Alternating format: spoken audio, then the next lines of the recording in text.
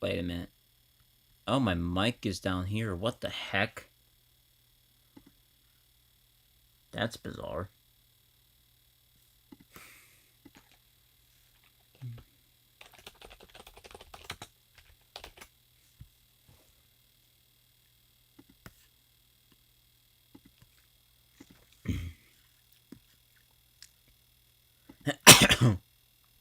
No, I don't care about this fucking shit.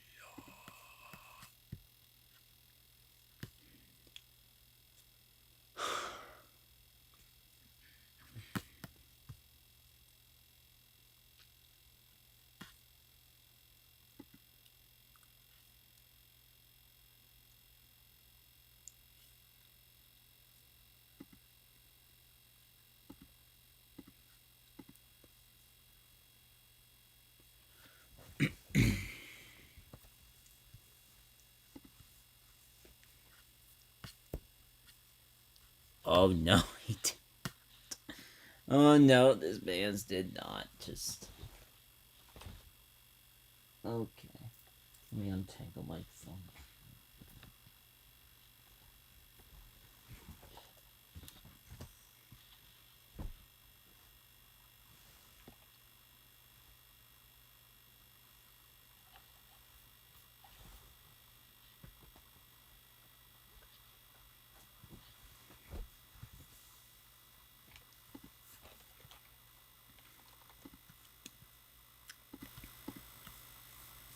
Alright, for you guys who are just now tuning in, can you hear me? If you can, just type something. Like, I don't care what, but definitely something.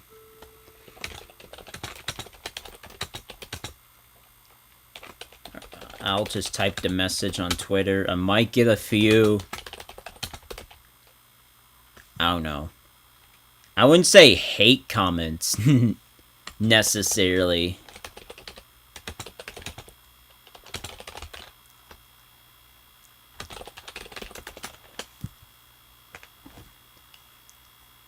Alright, should be out there now. And I probably should change the thumbnail again.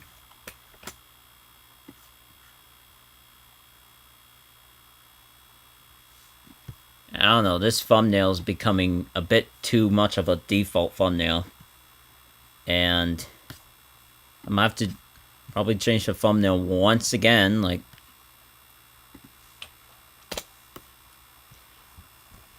Or it should be good, though.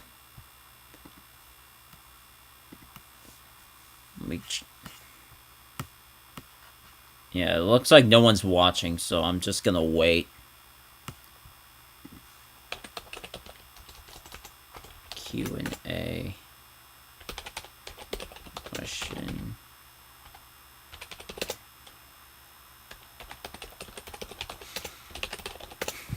Or I'll just save the Q&A as that. Okay, I guess I can hear myself after all.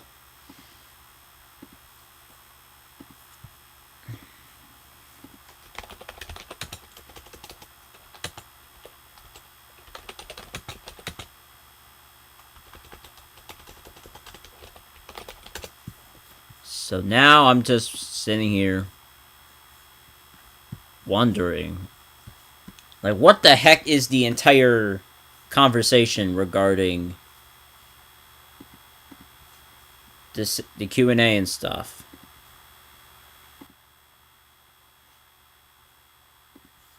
Alright, I'm gonna test this again. Test, test. Test, test.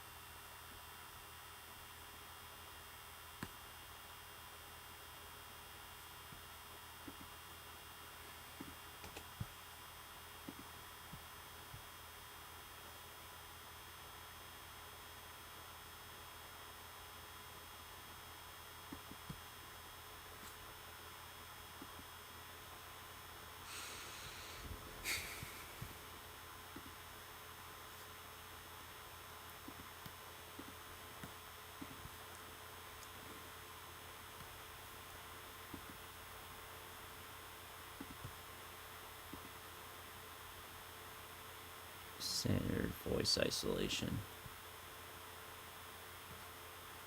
Let me check.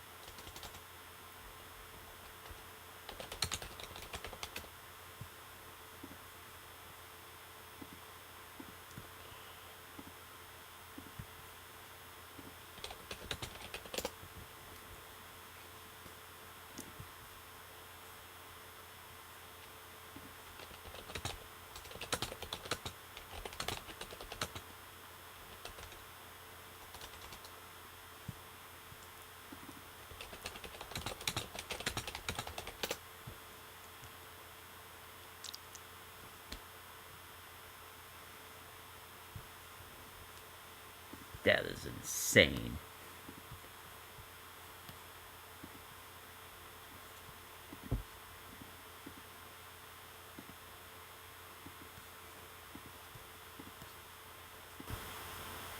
Are we all here, ready to look through the entire transcript of both the Builderman Q&A and the Safety Q&A, which has been very, I wouldn't say controversial necessarily, but it's been, I don't know what to call it for a better term, that Roblox has been accused by people, including myself, by the way, of not being transparent, by not dropping the Q&A, thinking that the whole thing was not streamed because of the whole schlep situation, but it was due to the, privacy reasons, so-called privacy reasons anyway. And then I was like, well, you would go about releasing that anyway, like, you would, at least previous years, which, that's just a load of baloney. So, yeah. I don't know. Let me know when you guys are ready to read this entire transcript. I'm just gonna load the entire image.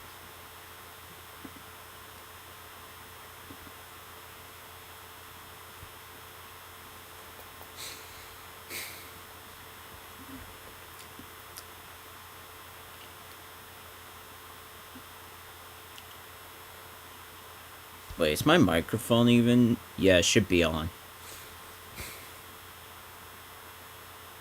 I don't know how many people are gonna wind up coming, but I'll give it about another 5, 10, maybe 15 minutes or so. Just to get the audience in here. Because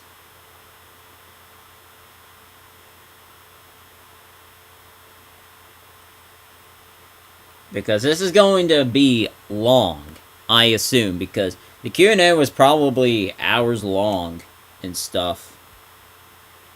So because of that,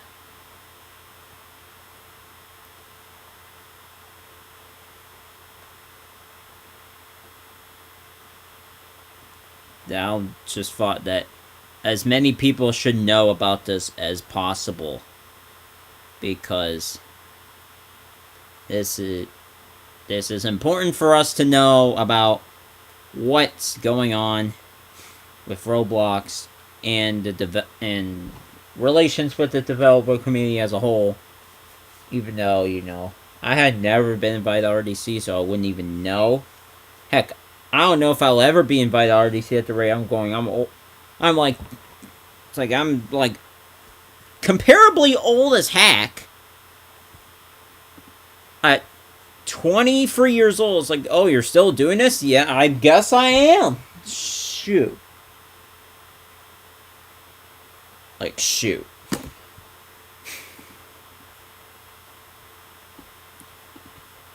It's like, we should be... Okay. We are here. And the entire... Discord... Not Discord. entire screen should show up, and yeah.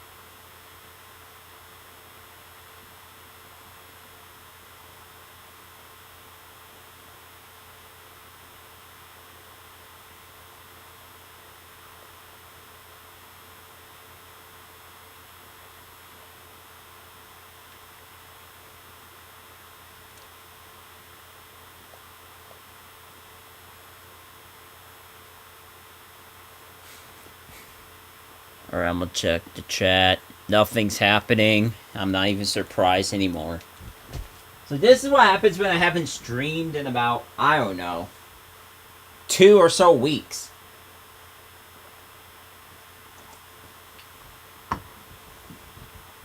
Then, at that point, you might as well just say, yeah. Like, yeah, I see why you don't get views. Like, okay.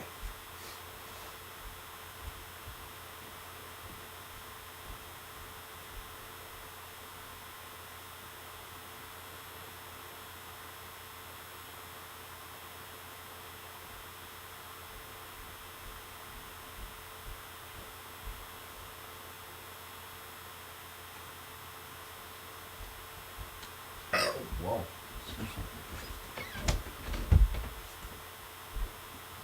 Oh, crap. Let's see if we got more people here by me just switching tabs a bunch of times. Okay. I'm not going to wait much longer to begin my entire transcript reading stream of me just going off about the Builderman and Safety Q&A and all this other stuff.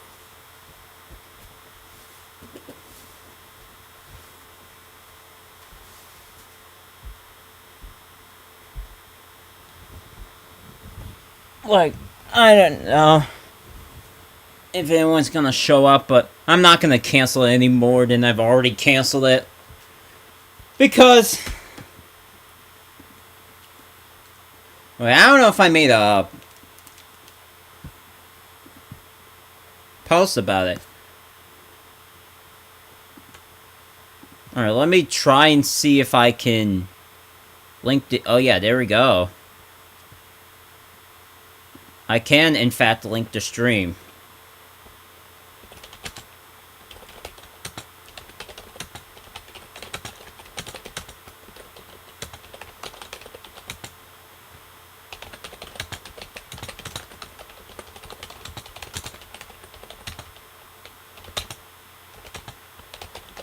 It's like, I know I basically started around 7:30 something. So I don't know how long this stream will actually take. But let me see. I'm gonna start opening the tabs. The usernames are redacted due to privacy reasons. Honestly, that's the best they could have possibly done. If they were so concerned about usernames being at least what should be filtered out, if they're gonna be so, I don't know, so specific with privacies. Like, they should only censor the usernames of the people who are asking the question, right?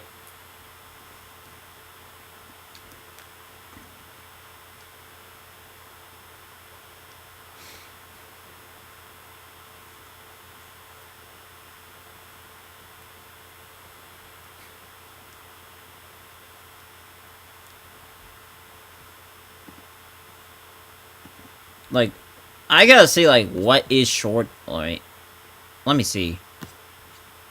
Will I ever know how many pages this whole thing is? I have no idea. I don't know if it even tells me necessarily how many pages. Oh! Turns out the safety Q&A was done a day before the full-fledged Builderman Q&A. That is interesting.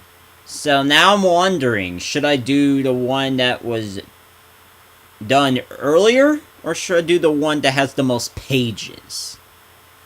And I know no one's going to be here to ask the question, so... It's whatever.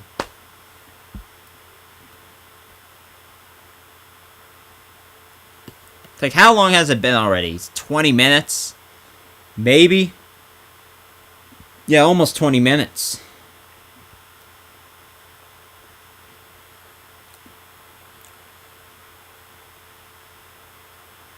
And... I don't know, man.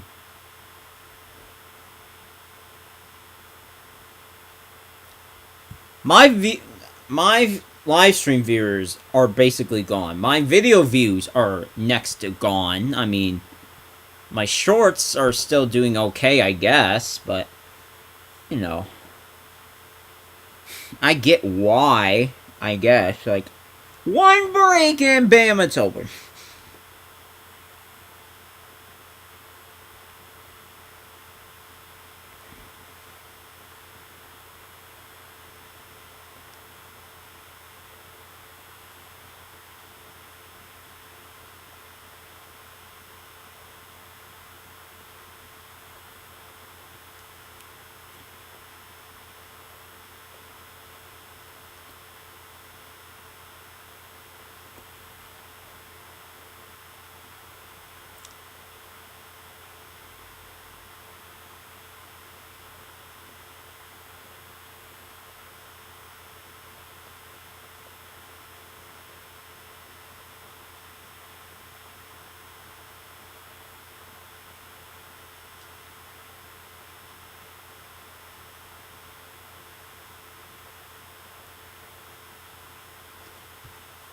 And it's basically about to be nighttime here. Not that I ever would needed to announce that, but... Alright, there's only one person watching. It's either me or if it's somebody else just waiting for me to actually start this thing. And I apologize for holding it back even more. Which is, you know... It's insane that this is what my stream has gone to. But yeah, the Schlep and Roblox situation is still ongoing after an entire month and a... I don't know about a half yet, but it's definitely a month that this has been ongoing.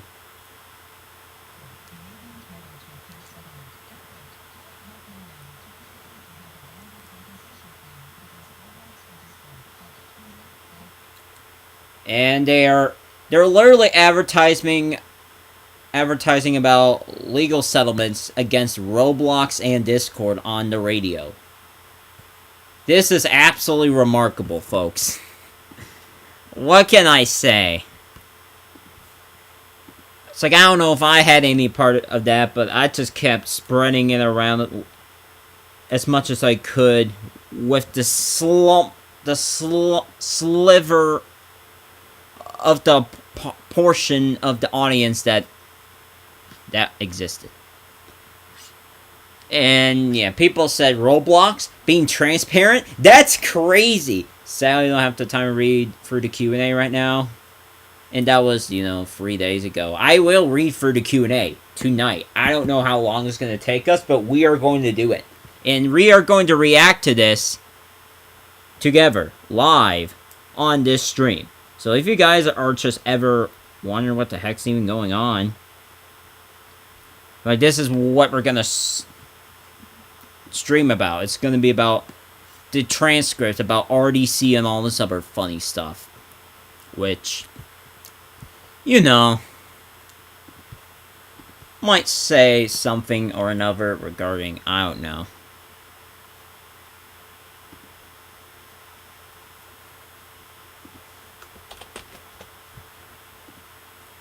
Okay. Whenever I go seconds at a time without absolutely saying something, I just forget at the moment, which is kind of a problem. But let me see. I just saw the fact there were 4 people in here. And I do have both Q&As open and ready, and I'll start reading it in about, I don't know, 8 minutes, I think. Because I'm just gonna ready the troops, so to speak, regarding having people watch this whole transcript from start to finish. As much as there's not as many people watching the whole thing.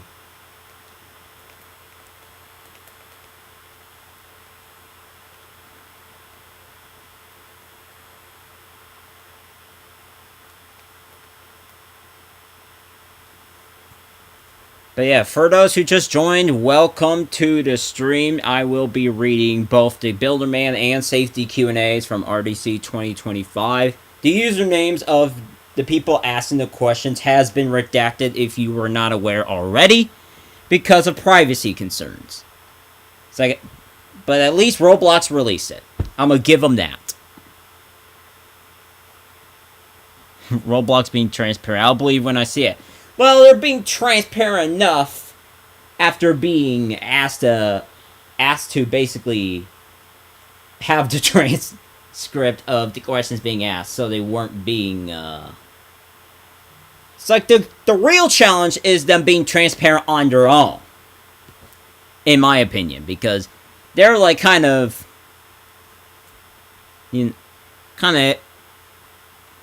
debatable about them being transparent on their own.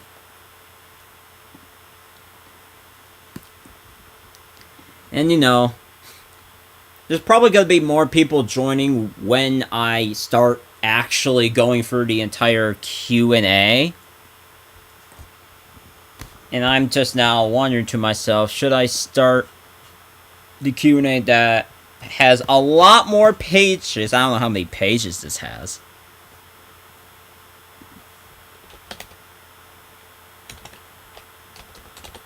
Like, how do I find that out precisely? It's like, I surely don't want to download it or anything. Okay, I'm just trying to search up how to tell how many pages a PDF has. And that's through the internet browser. Okay.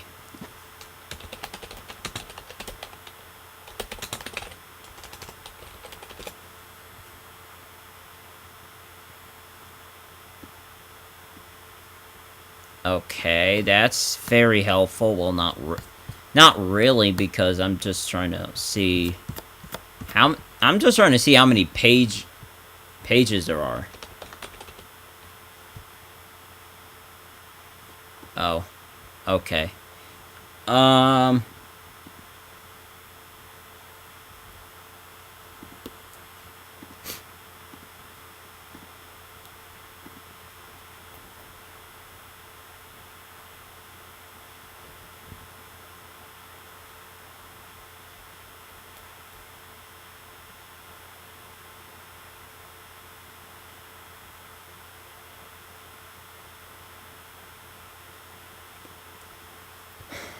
I probably have to save this as a PDF and then so on. But I'll probably start with the safety Q&A. That looks like it's gonna be the shorter of the two. Hold on.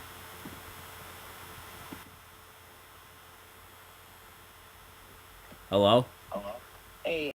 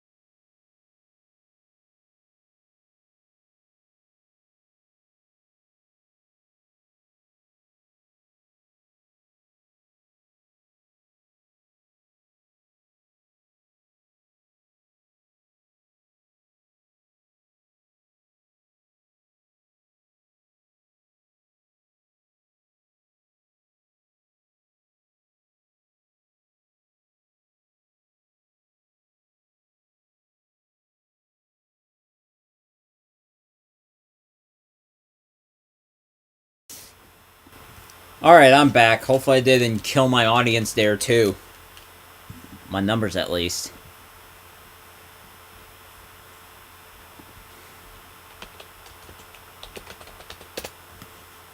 It's been 30 minutes since I started the stream, so I will start in about less than a minute, I'll say. Because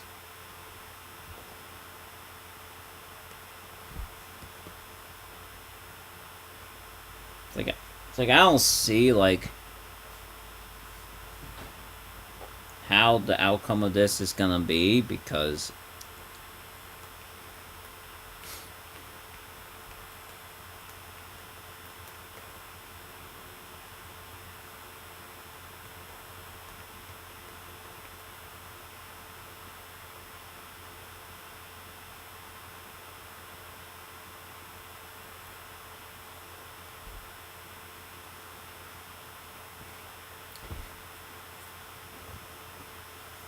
okay, it should be just about time for me to start going through at least the first part of the Q&As, which is the safety Q&A, which should be fun. I wonder if this is the one that's been posted on Dev Forum as well, because I know they made the Dev Forum thing a kind of, I don't know if it's like a big thing necessarily, but they definitely made an announcement about that. Blox News put out a post regarding that whole thing. Oh wait, that's different, because the Dev Forum thing was after the fact, almost a week after. Now I'll check the chat before I start reading, as much as I kept delaying this off. Alright. This thing in brackets say this is a verbatim transcript. We did remove some repeated words, which who knows if they remove all of the repeated words and pauses to make it easier to read. Excuse me, but answers should be in full. We also remove identifying information, like I said, such as their username and probably their actual name. Identifying information to protect the questionnaires' privacy, which is what they made a big fuss about initially, before they released the transcript without any information. We ask for grace for any typos incurred in the transcription of this Q&A, which is also kind of why they should have, I don't know if they should like stream it or whatever. Maybe they should, but when people like the username form of that whole RDC questionnaire thing, that probably should be optional. It's like, if you want to have your username out there, so be it. If you don't, then that should also be an option. Before I start, and whoever VO is, I don't understand, but probably the voice operator, saying, please welcome Roblox head of developer feedback, Lauren Freeman, with Chief Safety Officer Matt Kaufman, Senior Director of Product Policy Eliza Jacobs, and Senior Vice President of Engineering Nick Tarnow. Unless that was spelled incorrectly too. Yeah, that's correctly spelt.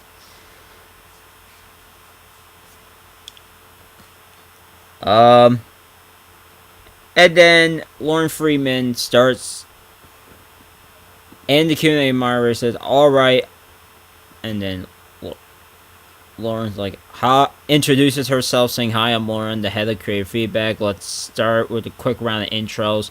And then Matt Kaufman introduces himself. I'm not going to say anything about Matt Kaufman on this stream unless I have to. I've already criticized his efforts in the past for being for it falling short in many cases of the actual results. And then Eli is the head of product policy, which is also the same person, by the way, who was on the 28th or so episode of Roblox's so-called Tech Talk episode. It's like, I don't know if it's a podcast or if it's something completely or it's like some kind of sit-down thing, but that was probably AI enhanced, not generated, which is different, by the way. It's like it might be hard to generate in its AI generate an entire interview, but it's definitely a lot more simple to enhance it, by all means.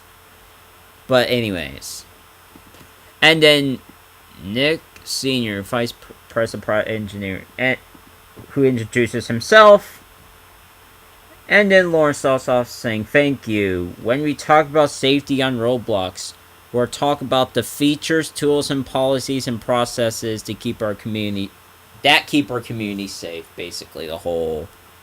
I don't know if I will call it propaganda necessarily, but for someone who played Roblox for about 13 and a half years, all this safety stuff to me is like propaganda. I'm just gonna say that, but I'm gonna continue so I can stop interrupting. And we acknowledge that we haven't engaged with our creator community as frequently as we should on this topic. I wonder what got you guys to this point. So, that's why we're here today. This changes now. Every builder at Roblox shares a responsibility to ensure that you feel heard, and it doesn't stop today. In addition to this session, we've recently opened our applications to our Community Safety Council, which is what is what they've put out in response to all the backlash with banning Schlep and not banning all these other cringe games, which they actually started to, well, kind of. Like, but it's like mainly for an age rating thing, which is, it's a whole another array of stupid. But it's like 18 plus games, especially inappropriate in nature, should not coexist with game meant for kids. That's my opinion on it. But then Lauren continues with, you can find information about that on our Creator Hub. You can also go to our safety booth, which, she indicates that there's a QR code for that as well. You can apply to join that. It's the first time we're doing a program that kind. If you don't get your question answered here today, we're posting an AMA on Dev Forum next week, which, honestly, I'm gonna stop here. How on earth has the community not known about this until, like, the day before? Because the AMA on Dev Forum was on the 10th of September. This was told to attendees on the 5th. And news didn't, really get out to people who haven't really, on Twitter and stuff, on the 9th, the day before. And it turns out I missed the opportunity to even ask a question anyway. So it's like, I don't know, man. I could have, it's like, if I only woke up at a decent hour, I would have asked a very hard-hitting question, because, that's what kind of Roblox needs right about now. So hit the rope of everything that transpired at RDC, which includes this session here. So please join us for a Dev Forum AMA as well. Alright, so let's begin with the Q&A portion. You'll notice there are 2 mics on each side of the audience. Each person will get 1 question until we run out of time, and there's just a few rules. Please, no follow-up questions. We really want to make sure that people have a chance to ask their questions. So if you do have a follow-up, you can go to the back of the line, which I guess so. Everyone who has a question has their questions asked, and if they have a follow-up question, when they have to wait until everyone that wanted to ask a question has already asked a question, I guess.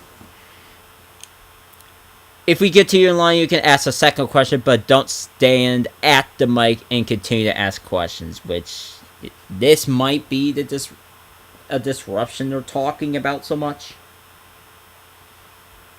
But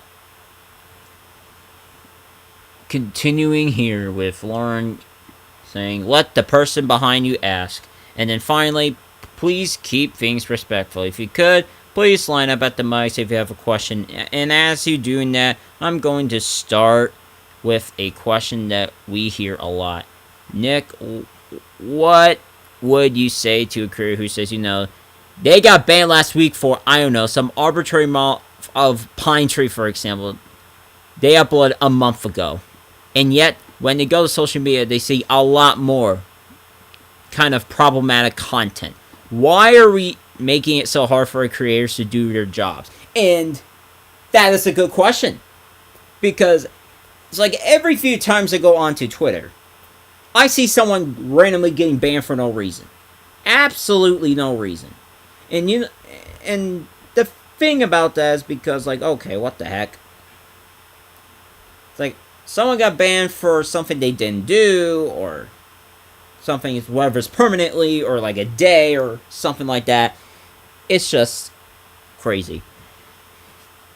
And then Nick follows up with, thanks for the question, Lauren, and I look forward to answering more of your questions. I think we all do, so please line up. We're here to answer whatever's on your mind. As it relates to this specific event, unfortunately, something we do hear a fair amount, and we're really always trying to do better. In fact, we take a lot of action on actually problematic content on the platform, which we don't talk about.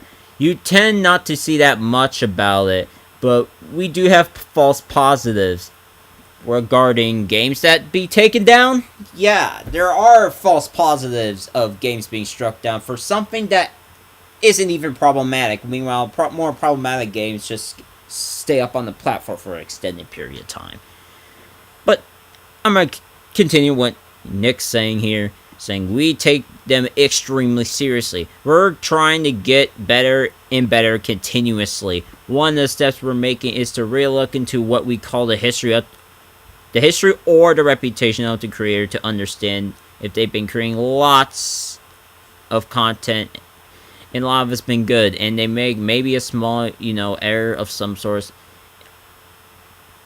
or perhaps we had a false positive to treat that differently than someone who sort of blatantly and repeatedly showing misbehavior. And I, representing the creator community, work really closely with the safety teams, really closely with all of you. I want you to continue to be vocal when you do run into problems like this. And rest assured, we are trying extremely hard to remove all false positives from the system. We're also looking at scaling punishments based on the severity of the action. So something is simply against our policy. Misusing Roblox systems is a common error you all might have seen. Perhaps that should merit a lesser severity of punishment than something which is more egregious and rife with safety concerns. So what does this mean regarding all of these misusing Roblox system terminations that everybody keeps seeing?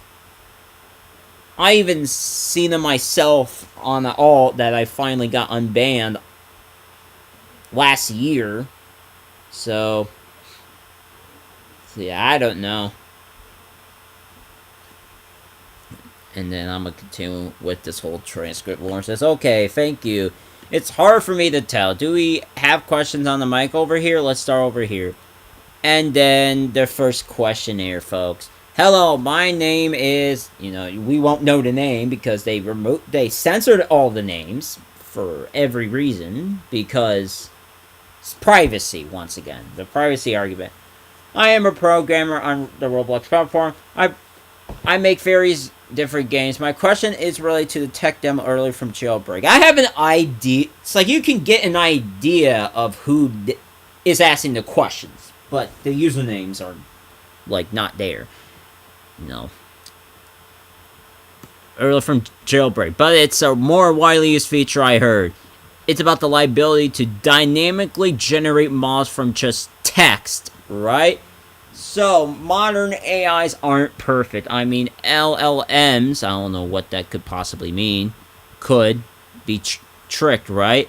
So, what's stopping someone from importing something inappropriate into a game and getting potentially getting that game banned? Which is kind of the same issues with, I don't know, the podcast game, which is No, it's not like AI generation, but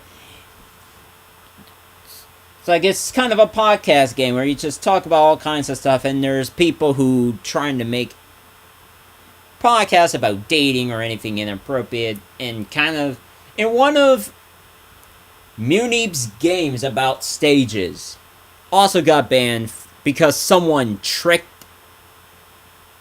the system into reporting that game for something they did, mind you.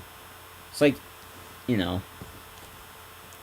And then Matt answers the question, saying that's a good question, so thank you. I may approach it on two different ways. First is for our own AI models and our own Gen AI models, which at this point, aren't they both AI? Maybe one's more generative than the other, I would say.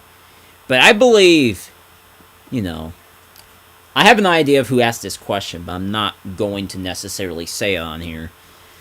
Again, for privacy. We do, but continuing with Matt's response, we do have a number of systems which are in place to look at prompt safety and then also to moderate content that's built from our own models. Something that we open sourced recently. Again, I have no idea how recently, so that other companies could take advantage of it. But again, I don't know. So on our side, we're doing a lot there. We also understand that creators may want to use Gen AI from other platforms, and we do want to be able to support that. So one of the things we're working on is a moderation API that will let you call this API, pass a model to it or an image, or it could be an audio or something else to it, and we can do real-time moderation on that. That is something that's coming. The first version of that is actually moderation tools that we're using for the moment system that we announced today. So that it is more for like demand video moderation. But we're going to be extending that to other assets as well, and it is something we thought a lot about because we do want to protect creators from bad user behavior. And, you know, speaking of the Roblox Moments thing, which is equivalency to Roblox TikTok, right?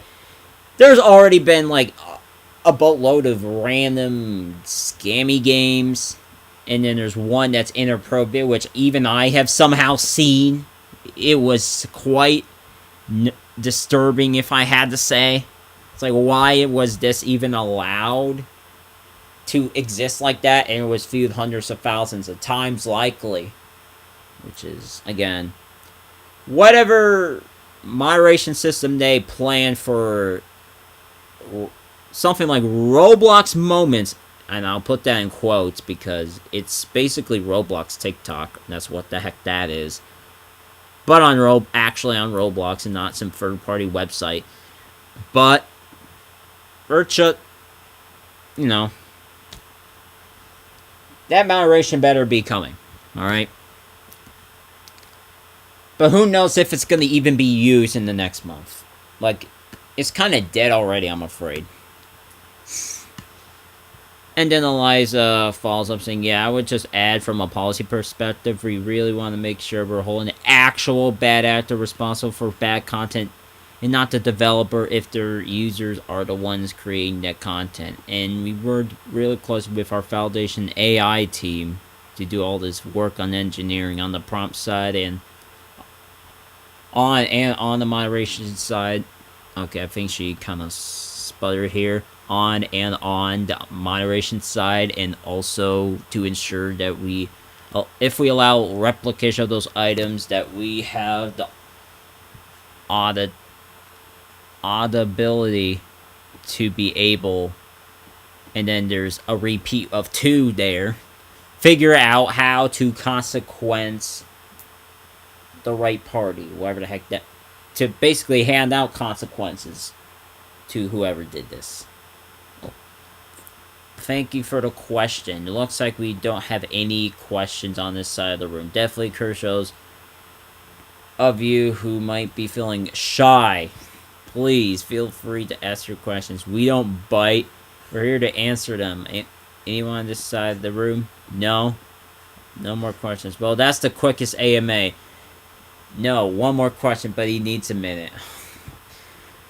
Like, are we sure that Roblox is actually not gonna bite you for asking a question about Schlep?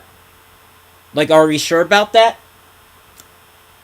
I don't know if I'm sure about that. Yeah, we got a minute. And then someone said, okay, just give him a minute. And then the question was like, hi there, my name is so-and-so. I wasn't quite done formulating the question, but no, it's okay, fine. So first off, I just want to say I really appreciate Roblox, opening up with transparency, to interrupt here, the transparent that they were forced to do because they were accused of lacking transparency because of the whole shadiness behind banning Schlep and all these games immediately and all this other stuff. Louisiana coming down hard on Roblox with potential lawsuits and stuff. It's pretty nuts, man. But anyways, so first off, I just want to say I really appreciate Roblox, opening up with transparency and, work to improve safety and everything, especially with recent events. My question is, though, I feel like there's a lot average lay people that see Roblox. I feel like there's probably a lot of average people who think Roblox is just virtue signaling when they're talking about all the improvements they're making. Such as myself, man. I'm literally one of those people. And I feel like everyone who's watching this is also experiencing the same sentiment as I do. Like, Roblox is just virtue signaling that they're doing this for a PR statement, all this other propaganda stuff, blah, blah, blah. But yeah, whoever asked this, I would like to thank them very much for bringing that up. But they continue with the statement, like, I'm wondering, how can we reach these people in a way that will help them see that it's genuine and Roblox is making an effort and we're not all like demons and whatnot? It's like, I don't think the developers are inherently demons. It's just the heads of the entire moderation and staff team that apparently doesn't know how to quite do their job. Thank you for your question. Matt, do you want to take that one? Sure. So I think where I start is that what most people see with Roblox is interacting with the product or seeing what they see. It's no longer okay to just take a self-reported age. You have to actually go through some type of process to validate that, and we'll be doing that for all users who have access to communication. And that's just one of the things that we're doing in that area, because I think we need, and he says we twice, I guess, need to make everybody safer in order to make our own users safer. And Eliza said, yeah, I also want to add that we really understand our reputation is intimately wrapped up with the developers' jobs and work. Like, and she says we like 3 times in the transcript at least. It might be more, but it's like, I'm not holding it against whoever made the Q&A as shown here. Like, ask for grace for any typos incurred in the transcription. And, whatever the heck this is, it's like, we are all on the same side here. Are we sure about that is the real question. It's like, I don't know. It's like I've been on the platform for a whole decade, and I'm not sure if I can believe Roblox or not anymore. I'll believe them when I see their efforts, honestly. And I think something that we're working on a lot this year is being much more proactive in our communication efforts and marketing efforts around the work that we do internally.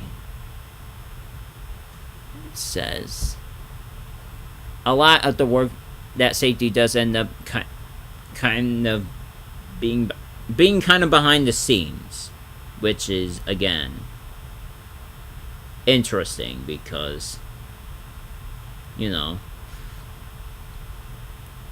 like, if this is the case, then I don't know why would the Teddy situation take 2 weeks to get him banned off the platform after he He already had a previous account banned, mind you, and he just made another one and just did the same crap over and over again like the Energizer Bunny. Until Roblox finally called him out after 2 weeks of pressure, by the way. And then I think something that we're working on a lot this year is being much more proactive in our communication efforts and marketing efforts around the work we do internally. A lot of the work that safety does end up being kind of behind the scenes, right? Like, if we do our job perfectly, nothing happens like nothing. No one sees anything bad, but it's hard to sometimes tell that story.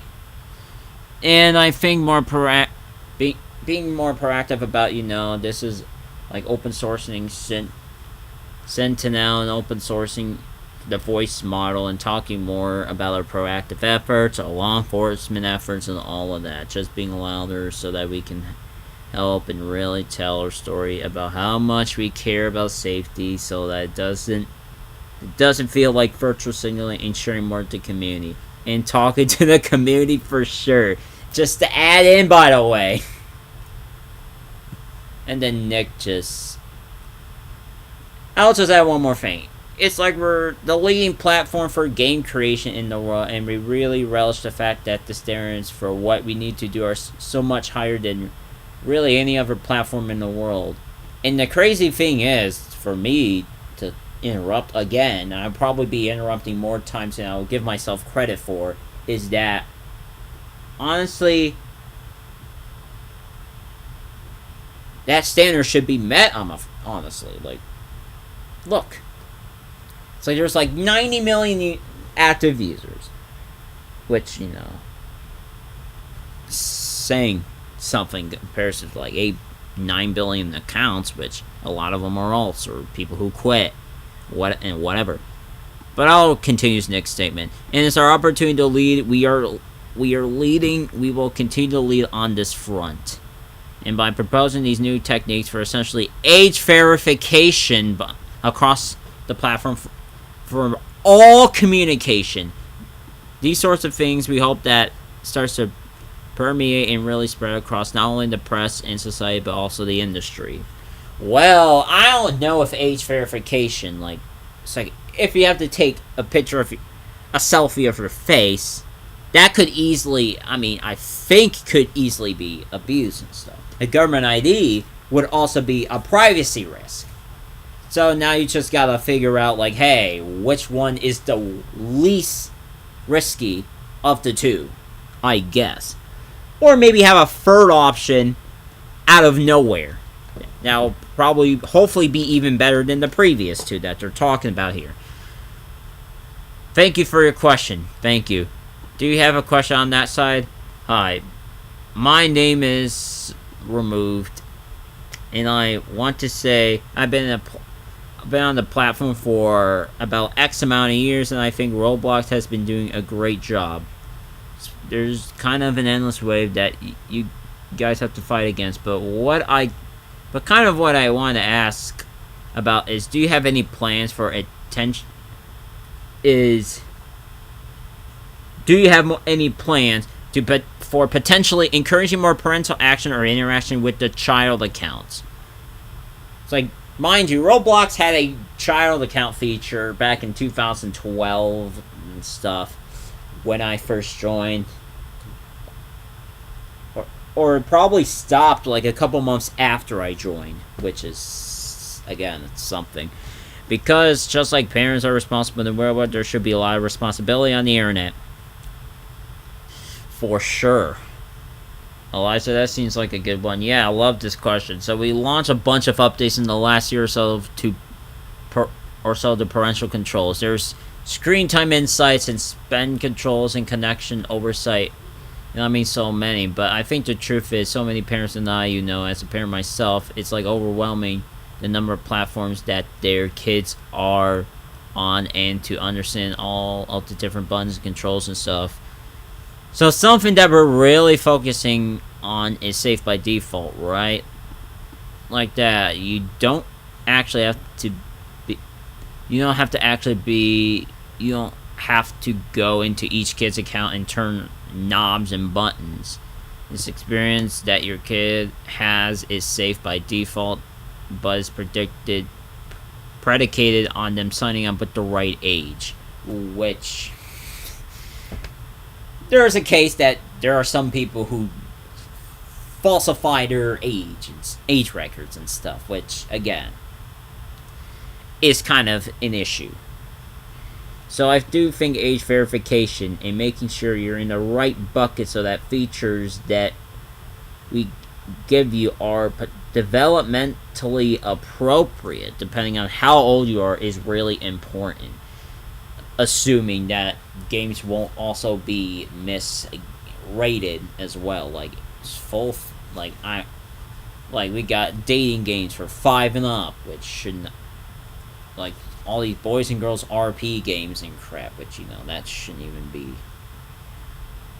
on Roblox with the amount of stuff going on in them, especially the Teddy's games.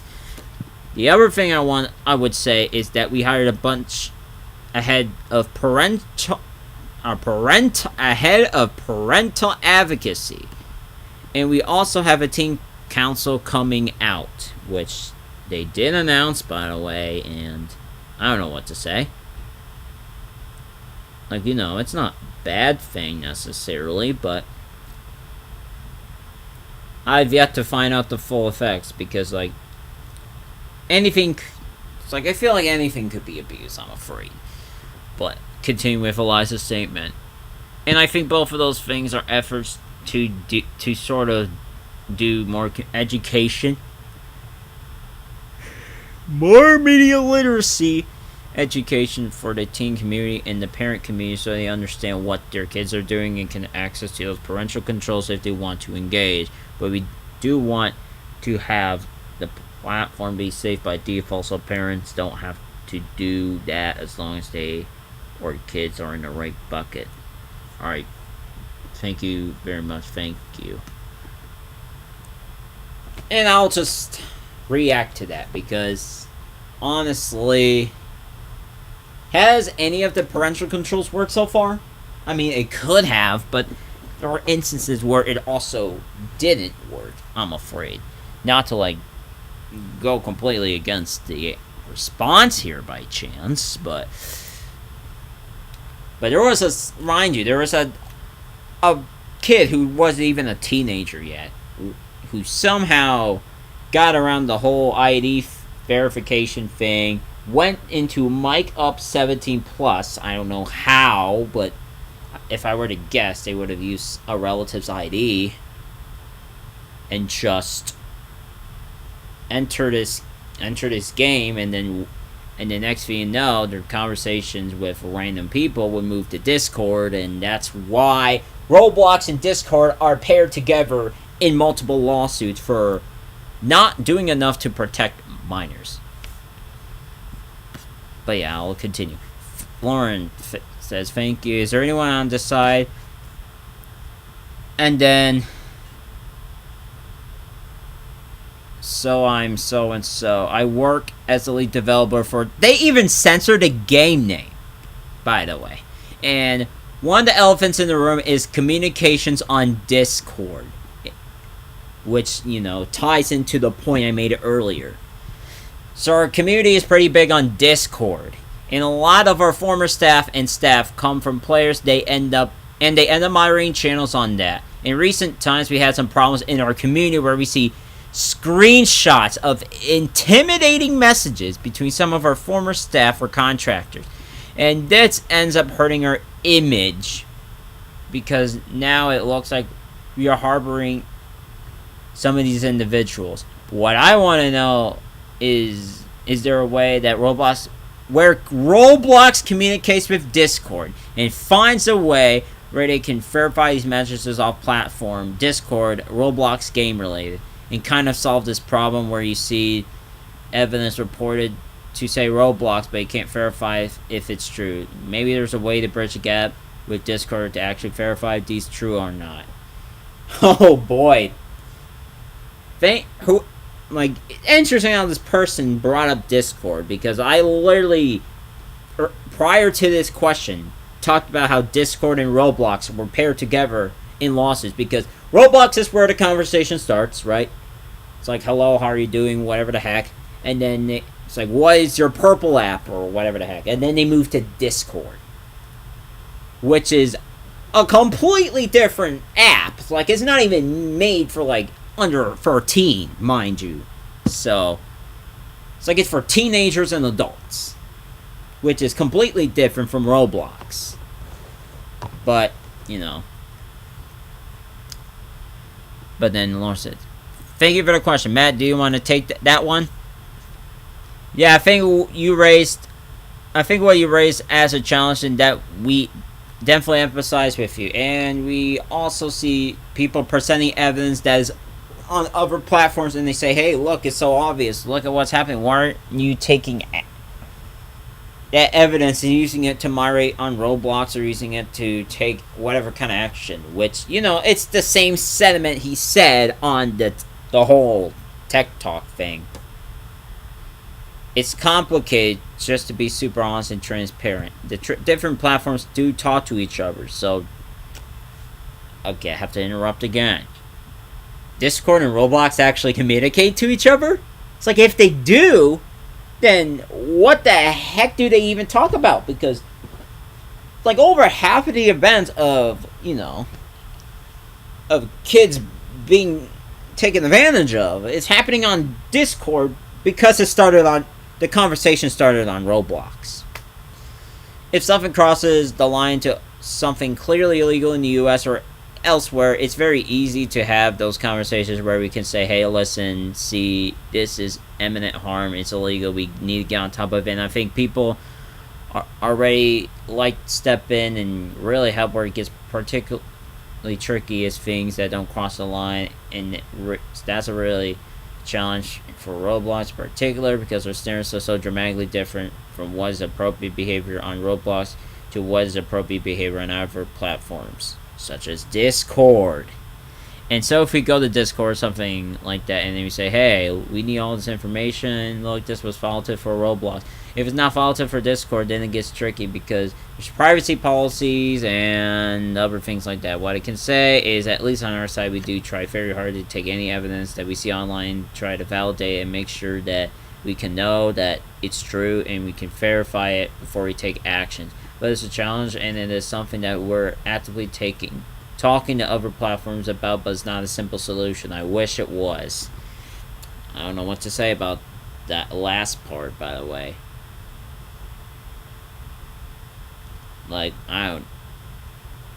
Like, doesn't Discord have a entire rule dedicated to other platforms? Is that true? Let me find this out, by the way.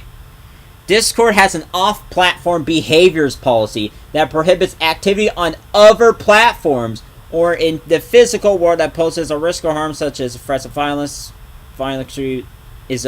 illegal activities, and all this other stuff.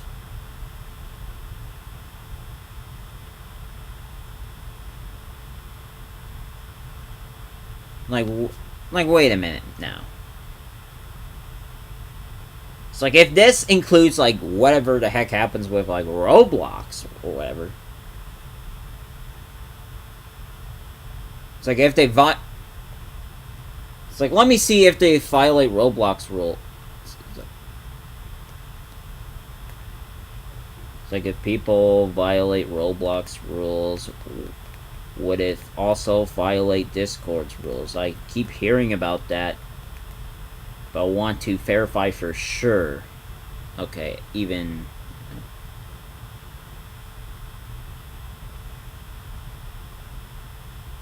Generally, a violation of Roblox rules will also violate Discord rules if the behavior extends from the Roblox platform to Discord. Well, goodness gracious. Then the real question is, how the heck has Discord not done anything about all this activity that started on Roblox, moved to Discord, and all this other crap?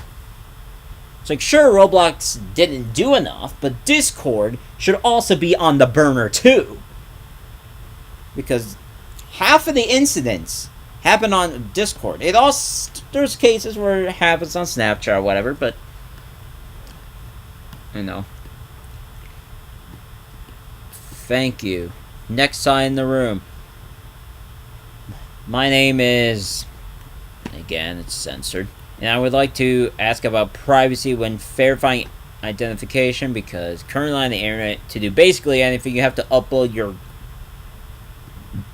government ID or selfie or something like that, and I really don't like that, and it feels wrong to upload anything on the internet. When I was younger, it was constantly told to me, never upload your identification on the internet, never give anyone details, especially to third-party companies. So that's what I want to ask, if there's plans to change that. And I agree. I can definitely agree with whoever asked this question here, because I feel the same way. It's like, I don't want to use my whole government ID just to do literally anything with Roblox, especially. Like, you know. Which is why I haven't done any UGC creation yet. It's because you have to use an entire ID, and I'm not going to necessarily give my ID to Roblox very easily. So that's why I want to ask if there... Okay, I already said that. So I think that gets into some of the... Well, thank you for the...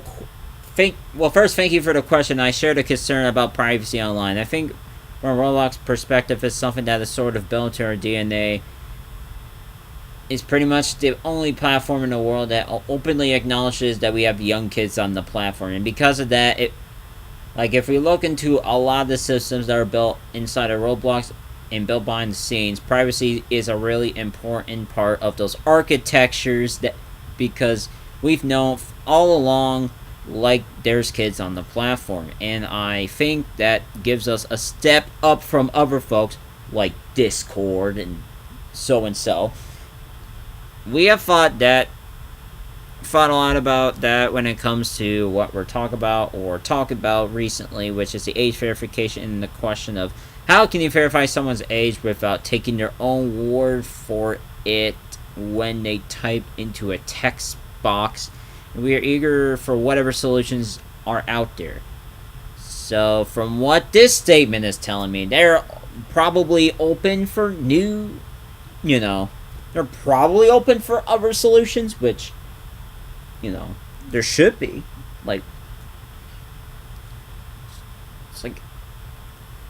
It's like I don't know if there's much other solutions. Whatever. It's like, if it's based on computer names, that would probably get a little tricky. Maybe. Because you can probably change the computer name to literally anything, though. There's been a lot of discussion whether mobile operating systems, Google, Apple, and Microsoft would, offer a solution that we could use. Oh. We'd be excited if they did. We're eager for whatever technology that can come out, but right now our options, to be honest, are fairly limited, which is verifying age either through ID, where we can scan the ID and match it to a face, or scanning a face and we do a facial age estimation based on that. Those are solutions that we have sort of at our disposal now, and that we can scale, and we are always looking for others. I would say with those solutions, we are very careful with privacy, which, I wonder, how can you be careful with privacy while also asking people to upload their IDs and your selfies and stuff? I'm just wondering about that, because, it's a fine line between privacy and not not privacy. And leaking your information. Again, to be transparent, we do use a partner on that right now for some of these things. And we are exploring ways that we can be doing these things with an absolute minimum risk to our users, because privacy is so important. But I do appreciate the concern that you have. And And to be clear, Roblox had a bunch of has an interesting history with data leaks, which is also why, personally, I haven't put my identification on there because I don't want that to be leaked in like some kind of data leak 5 years from now regarding Roblox. And there's been data leaks recently with previous RDCs and stuff. I just don't know which one off the top of my head. It's just absolutely insane, quite frankly.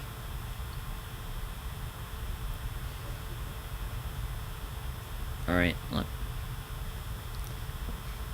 Alright, let me see. Thank you. This side.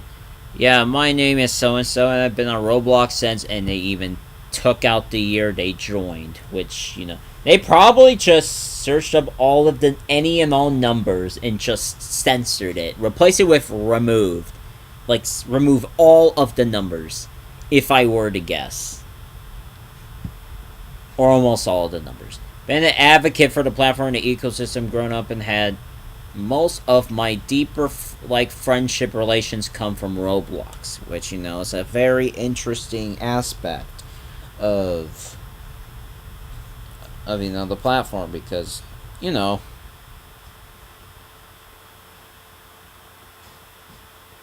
I don't know. But anyways, currently work at, and, you know, the job place is even censored because, you know, it could easily be used. And we're interfacing a lot with international parents and generally being out there meeting the people. I noticed that when I enter a lot of discussions with non-Roblox members, they often show viral videos or stats they see of the bad stuff with all the inappropriate activity that can obviously be seen with bathroom simulators and all those other shenanigans.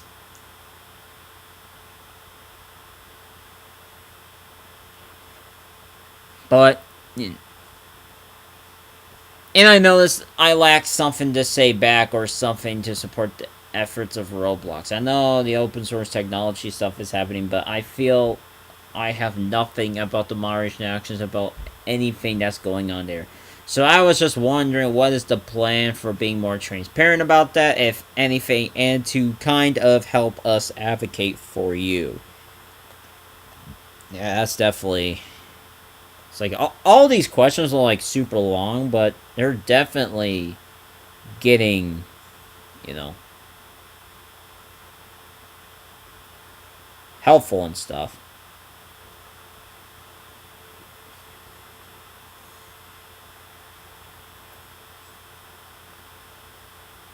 And, you know, let me finish. Yeah, I love that question, and thank you for being an advocate. So, first, we do have transparency reporting on the website. So, there are all our stats for everything that we take down, and to give you a sense of scale actions, you know, one tweet versus millions and thousands of pieces of content reviewed. Okay. It also shows our law enforcement engagement and work in our, like, for example, number of things we report to MEC, which is the National Center for Missing and Exploited Children. That's like central clearinghouse for child exploitation incidents. So transparency reporting page is one place where you could get some armor with actual stats, whatever the actual stats mean precisely.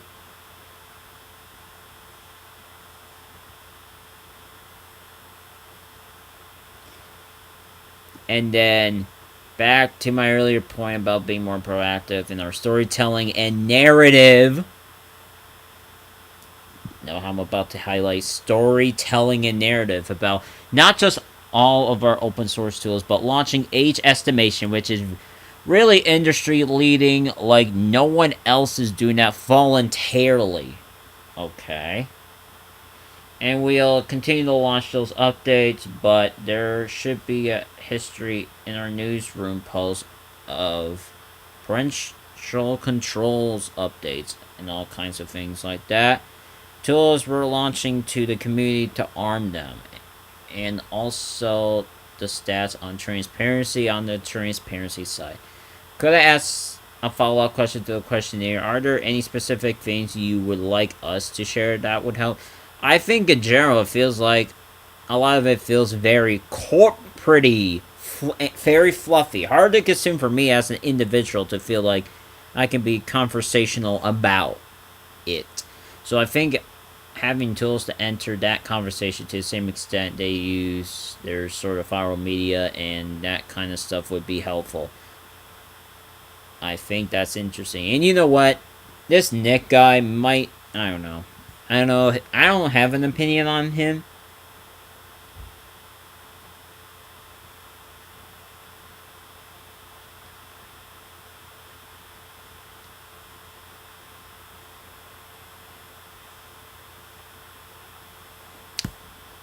I think that's a great opportunity, and also for the community safety council to talk about like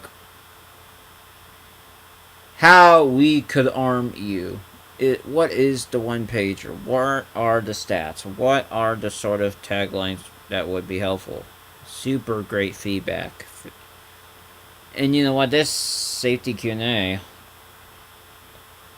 should propel Roblox into doing the things they say they were going to do for a while regarding the whole safety civility stuff. Any UGC related in the Q&A? I don't know if I don't know yet. I'm reading the safety Q&A right now, which I'm basically over halfway done with that. I think that's a great opportunity for the community. Okay, I already read the safety council thing. I would add one more thing to that. So, I get this question a lot, actually from family members who pretty much actually have no idea what I do at Roblox. Which, you know, it's an interesting thing, needless to say. I'm not sure if they even know I work at Roblox sometimes. The answer that I use in it is more of a comparative answer to what else you might find online. Roblox is the only platform that monitors all communication between users. Period. Well, let's see about that. We have investigation teams that are looking deeply into problematic behavior and reporting that to law enforcement all the time. All the time. Again, I'm not going to doubt, but in fact, we have reported like a certain number of thousands of cases of what we felt was inappropriate behavior to law enforcement this year. I believe it was tens of thousands, but just a guess.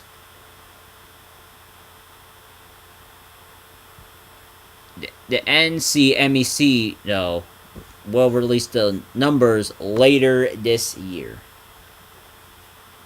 We don't allow the sharing of images and video taken directly from the device between users, which, you know, they may do sometimes a too good of a job with that. Like now, to a point that they just straight up warn people for uploading images of faces from human characters from games. But there's also, you know...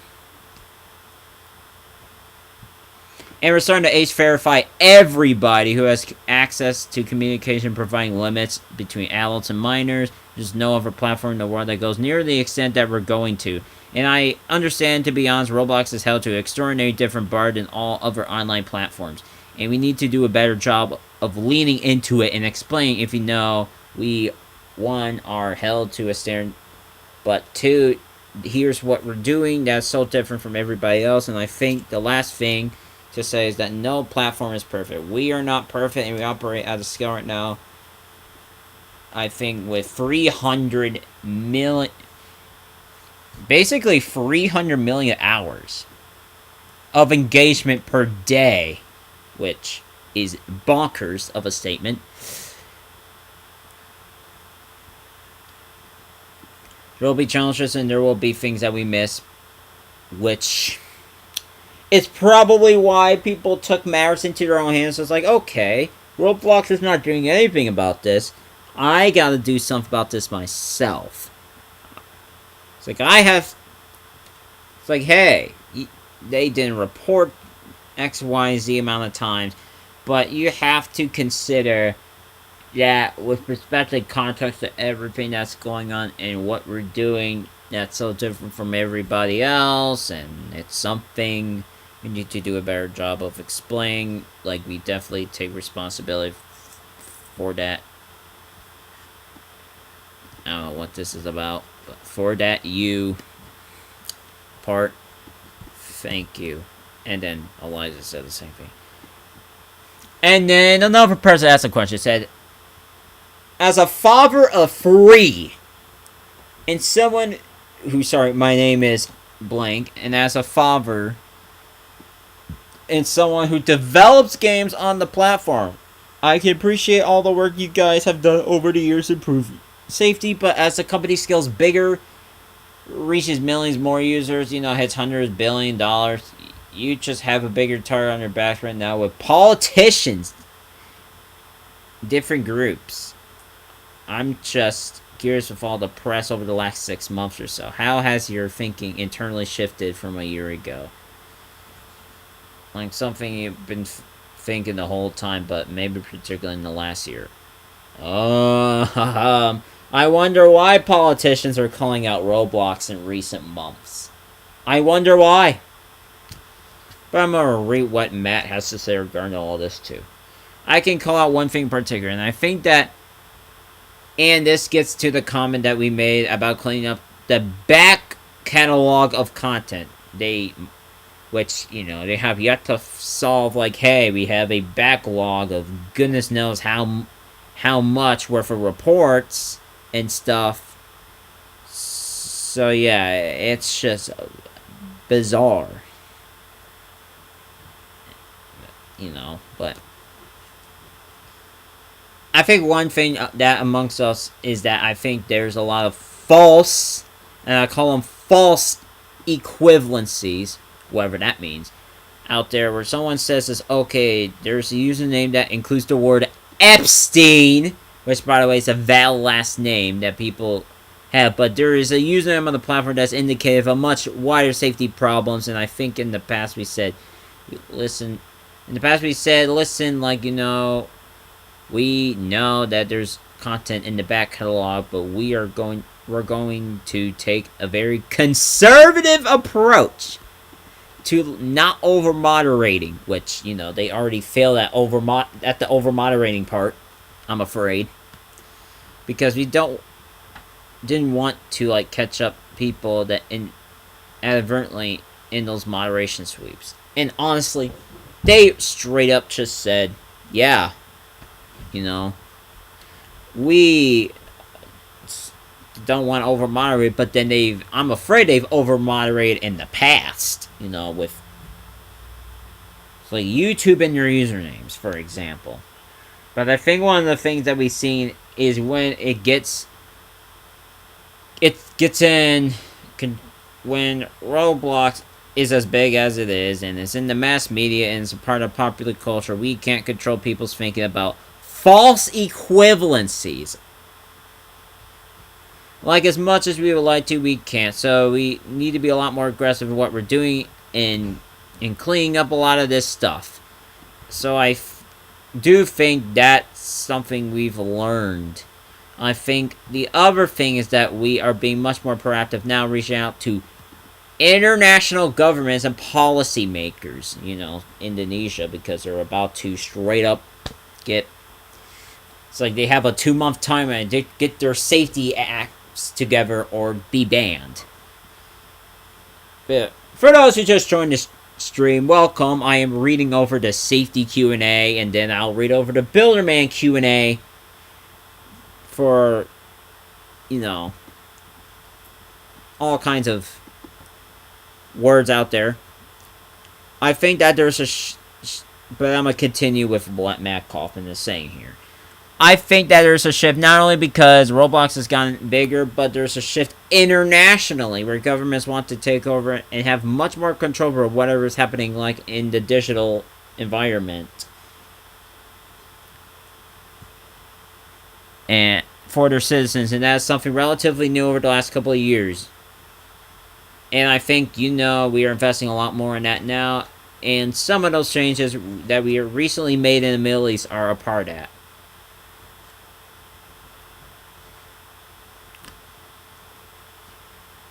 So you'll probably be seeing us engaging a lot more with policymakers, both born in the U.S. and around the world, and I think that's also part of what we learned and changed over the last couple of years. Thank you. This side? No. Okay, over here. Is my mic fine? Yep. You're good. Okay, good. Hi, I'm... Again, they censored the username, so I can't see who is saying this, but I've especially been proud more recently with your recent strides in the Community Safety Council and things along that line, and waiting for more details there. But when you succeed, we all succeed. So we need you developers, people that play your game, everything to succeed to and keep up with it.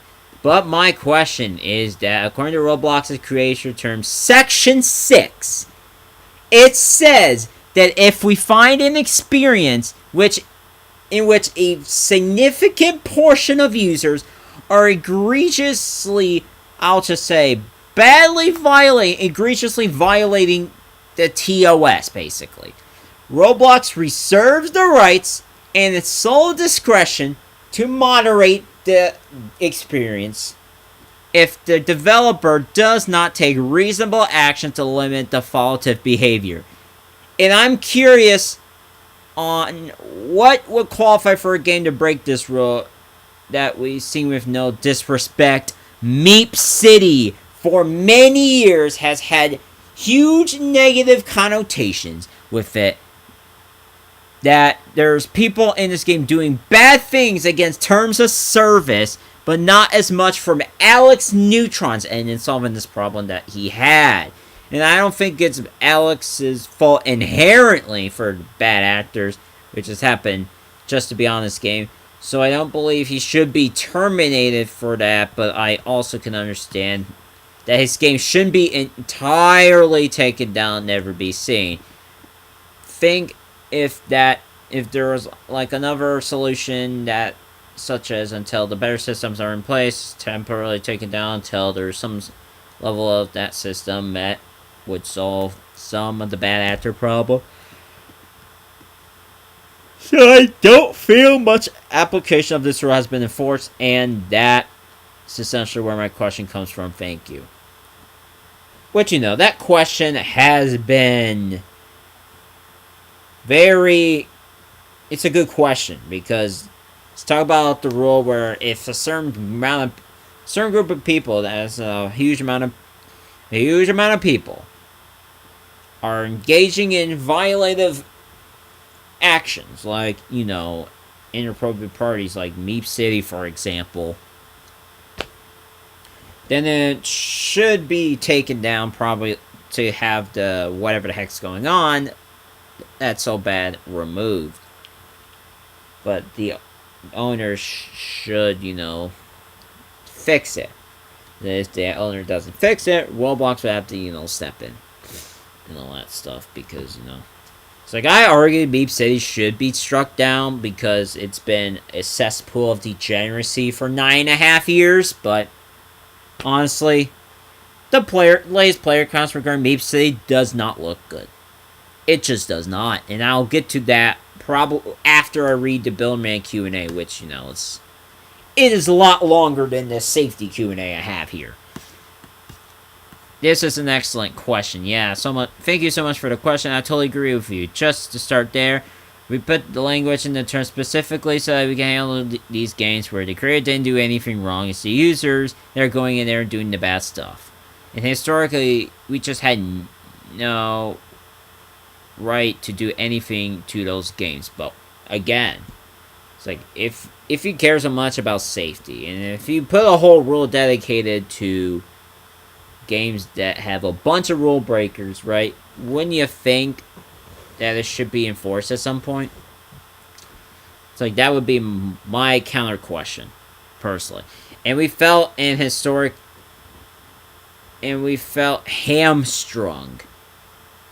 whatever that means, probably stuck. And so we put in those terms, and we got into problems like, well, how do we know, like, how can we detect it? And for a while it's been, our moderation teams could actually go into games and walk around and count how many violations they saw. And that's too manual, not scalable. And it's really difficult. But yeah, if they have to go into actual games and figure out, like, what's even going on and crap, then yeah, it's pretty messed up. Like, I don't know. To sit up there and say, hey, But with this new bad things detection that we have now, it's changing the game. Well, which could probably be easier to take down games like Bathroom Simulators, Meep City, kind of, and all this summer crap. Because we're actually able to quantify now the game has sort of tipped over into this egregious level of, like, well, now it's just mostly bad behavior. And what we have found is this community is amazing when we reach out to devs and they say, hey, we're seeing this bad behavior in your game. Can you work with us and make the sign updates to mitigate it? Every dev we ever spoken to has been like, absolutely no problem, I'll do it now. So I've been amazed by the community's response to those moments. So when Eliza says every dev they've spoken to was like, yeah, no problem. So when they say that, does that somehow include Teddy? Which, his game, by the way, has been an absolute mess. Absolute fireball of a dumpster festival of inappropriate activity. A bunch of dating and all this other crap. And that's just now, like, okay. It's like, are we sure that we can take her word for all this, Because they talked to Teddy and he was like, yeah, whatever. And then they took him down over this so-called other violation that we don't even know what he violated, by the way. And who knows if you'll ever know at this point, because, well, transparency, right? Yeah, I don't give a piss. But anyways, back to Eliza's statement. We love to sort of automate that, and how we feel about automatic AI moderation, folks. It's not going to cut it. Made that a dashboard that you as a dev could see, right? So that you would get an early warning sign before you had to sort of do a formal reach out. We're not quite there yet, but this technology that we developed of being able to detect this bad behavior has totally changed the game and our ability to do it at scale. So they probably don't even have to join a game anymore. They now can just review the screens ongoing on Roblox. It's like, oh, this is what's been going on. It's like, let's do something. Maybe. It's like you would think that would happen or whatever, but. So we hope for more improvements in the future, for more transparency to developers, but I'm really excited about it. But the other thing is, I do want to recognize that this could be an abuse factor. Like, we don't want people rating games and griefing people and knowing that they'll be able to sort of get the game taken down alternate way. So we want to build guardrails so that can happen. So it's a delicate balance. Okay. One thing I want to analyze is that it's really been really apparent when you had to go directly to developers that some of the solutions that y'all come back are so creative, and it's really like a mutual effort. It's like, oh, we see this, and now this is inspiring us to think about that. So I think about this in part. This is also what we're trying to tackle with our safety council, because we've recognized that this is a partnership. And honestly, they should have had this partnership like a whole decade ago, I'm afraid. A decade ago. Not only a decade ago. 2015. 2016. 2017 even. They really should have.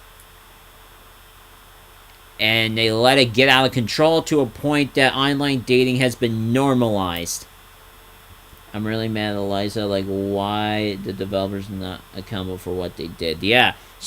They kept defending Meep City because, it's like, there's nothing.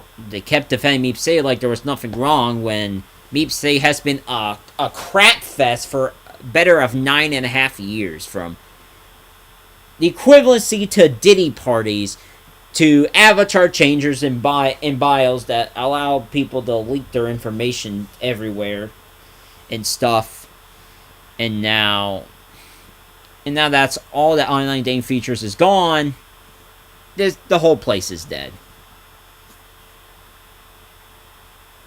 Can they see what Alex Neutron did? Well, yeah, I hope, So you would think they would see what Alex Neutron did or didn't do, or whatever. It's like, alright, let me figure out where I left this off. So we want to learn from you here how you're thinking about things, and then maybe even apply some of that to the challenges. And Eliza just continues saying, some of the solutions we've had developers implement, we've then suggested to other developers. Okay. We're like, they really did this cool creative thing. Maybe think around that. So yeah, I've been blown away with the creativity of solutions. Okay. Anybody on this side? So yeah, we're almost done with the safety part of the Q&A, which is the shortest one of the two. By the way, we're almost done. I don't know how much left. It was probably like another 1 or 2 pages. It's like this person, we can't tell his name. First of all, great job. I like what was said about, I think it was one of the earlier, about being safe by default. Well, it should be safe by default. It should. But, and my question involves something that I saw at one of the early keynotes today about video ads being able to skip a part of a level or something like that. So my question is, how does that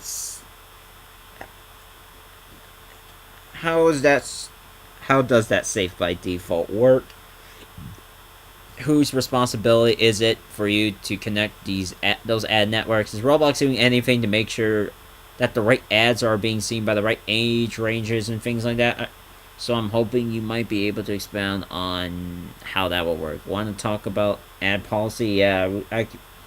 Yeah, so right now, I can start with ad policy. Right now, we don't serve ads to U13s, which is basically users under the age of 13, which, should be a thing, And beyond that, we have pretty restrictive ad category standards, so now we're not serving inappropriate ads. Such as we're not going to talk about YouTube ads here. We're not, okay?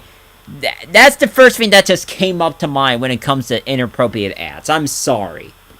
It's like, I kept hearing people getting inappropriate ads on YouTube and stuff. So it's like, okay, what is going on? And why does this keep showing up? We may never know. But to continue Eliza's statement, for all of our ads, we have to follow community standards. So again, we're just more restricted than the rest of the industry in terms of categories. So that's on the sort of ad content side. I don't know if there's another component. Yeah, so like on the actual ad serving side, the ads that served through our system have to abide by our standards, which they love to talk about the standards. So we have a moderation system in place to manage that. We work with partners where we go and vet the type of content they're providing. So we do feel like that we are, for the ad systems that we operate ourselves. Alright, let me repeat that again. So we do feel like we are, for the ad systems that we operate ourselves. Okay. We are accountable for that. And then we have policies in place for anybody who might attempt to build their own system. well, shoot. We do think it's really, you know, something that we need to be very sensitive to.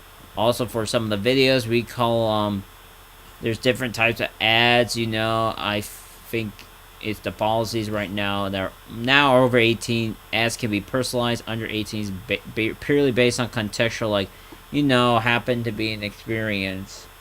The game, I believe, is under, it may be under 13. You cannot use a rewarded ad or watch a video under get something in the game. So we're constantly looking for these policies to make sure that we think that's age appropriate and complying with different regulations worldwide, basically, because something that varies by a region a fair amount. This side, another question about accessories and animations. Okay, whoever asked about accessories earlier, this, I don't know if this is like the beginning of it. I don't know if it's talking about UGC necessarily, but it's definitely about. Oftentimes there are all fine and okay, but some situations are combinations of accessories, which is the thing that's been talked about 2 years ago, 2023, with a combination of UGCs. You get certain kind of avatars I am not even going to say on stream. And then like last month, you get a couple animations combined, and you get, you know, inappropriate actions going on. So like, that's definitely a good question. You can get inappropriate things. So I was wondering, do you potentially foresee circumstances where accessories are age limited as to who can purchase them or anything like that? Good question. A really good question, because we've been talking about this a lot. And, you know, it depends how much is a lot, because, again, I don't pay attention to what they say, but I might have to pay attention a whole lot more often than I should already. Okay? Because I'm just sitting there doing nothing, playing games and stuff. And, you know, that's kind of unfortunate, needless to say. Because I kind of lost hope in developing cities myself, because I know they're not going to get any visits and stuff. But no, it's good. It's not bad. It's just, it's not going to be, the reach is not going to be there, I'm afraid. So I'm going to continue Matt's response. So I think this, what's this request? It's like, you know, in my vernacular, you would, you know, with layered clothing and accessories. You put them together and it becomes volatile, and I know that, you know, from us sitting up here, we see those combinations a lot, and the level of creativity in those building combinations is very high, and it's also very volatile. So we're trying to figure out a solution for that one. That's challenges that we're facing right now is that the volume of avatar combinations are happening each day. I can't remember whether it's in the hundreds of millions, or I think it's in the billions. Oh. Okay. If you look at every time somebody changes something, you can imagine we decided to send that to open AI for some reason. Like, AI this, AI that. Like, what our build might be. It would not be good. We are trying to figure out a way of doing that at scale, and it's a very hard problem, but I would expect to find out more or hear more from us in the future about ideas how we tackle that and all this other stuff. And then another component to your question. I think there's these sort of combinations that are bad, and it's like maybe in your official assets that should be age gated. And that's something we're thinking of again. It's like a scaling question. Should there be almost a content maturity rating, the way there are for games, but for avatar accessories? That would be an interesting concept, actually. I'm not gonna lie, but you know, the inappropriate. But the thing is, the inappropriate thing should be struck down anyway. They just should be struck down. Like, they shouldn't be up another second, I'm afraid. Because that's another second that people are going to be exposed to that kind of content. And then they're like, okay. And then when they report it, and then sometimes the avatar reporting may work for once, but there's other times where that reporting is not enough still.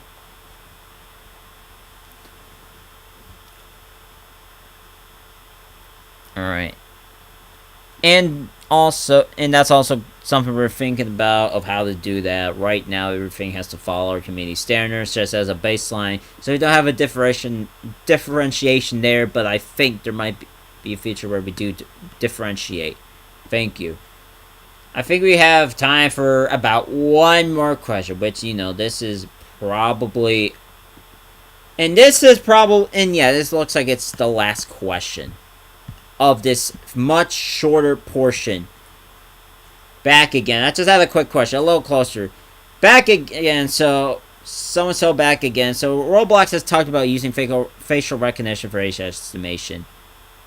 So just to clarify, for dating stuff Roblox wants to add in the future, you will have to be ID verified, right? Or it'll just be facial age detection. Which I'm entirely against dating on Roblox entirely. No matter the circumstances or the context, it should not be allowed. It should have never been normalized, and now the fact that they're trying to allow it is sounding the alarm off, and rightfully so. And Matt's like, dating, yes, maybe I maybe take a step back from this. Our goal here is to see this vision of Roblox building this platform. Let people come together and engage in these virtual spaces and, build relationships and friends, have all kinds of interesting experiences. And we're building all the core technology of that. For me, when I think about that, how does the platform extend into other things in the future? I hope that we're getting sometime soon to the point where we can have more age-up games where you can, play the character of a mobster in something that would look like, a hardcore rated R movie. And I hope that we can get to that, and that's why we have an 18+ category of content. Okay. Now, as we add more experiences to the platform, we do want to make sure that we're putting in place systems to make sure that people are exposed to the right appropriate content. And from an age perspective, I think, the internet has graduated to a point where trusting what somebody types in is no longer acceptable. Basically, you can't trust their word for it. It's like you have to trust their actions, rather. At least for Roblox. And so we do need to find out ways of validating age. And like I said earlier, we just are open to any solution that is scalable. Today, scalable solutions are ID verification, peer face age estimation. That's just look at the structure of your face. As more solutions come in the future, we are certainly open to those and eager to partner or eager to develop those internally, but those are solutions we have at our disposal today, and those are the ones that we're using. Yeah, if the question is, I guess, is sort of like ID more reliable than facial age estimation, so I think we would never rely on facial age estimation unless we felt it was in the right reliability in error bars. But one thing I would say from a policy perspective is ID verification is super clunky. I think anyone who's gone for it knows that. And there are serious equity concerns about ID verification, right? When you think about the world and who does and doesn't have an ID in so many ways, facial age recognition, assuming that it has the right reliability, is more equitable than ID verification. So it's just something to think about, of course, with all the privacy considerations in mind. But we wouldn't rely on it. Certainly not for something for like dating, unless had proven to be sufficiently accurate. Thank you for the question. Alright, that's time. Thank you so much for your feedback shared today and participating. For those who didn't get to ask a question, or have a burning question that you really want to ask it, but you didn't want to give on a live mic, totally understand that. Find us after. We'll be around at the show. Come to the safety booth on the booth floor. You can continue to learn more about this area, and please join us on the dev forum next week, which they haven't told us until the 9th, by the way, for an AMA on RDC. We'd love to answer more of your questions there. Until then, thank you so much. Thank you off that one. I love the no pass maneuver. This wasn't effective, but it was fun. And that is the end of the safety Q&A portion. And that is part 1 of the stream, at least. Part 1 of the stream is done. Let me see what's going on with my channel as a whole. Oh. 25 more to 1,000, folks. I can't believe it. It's actually happening.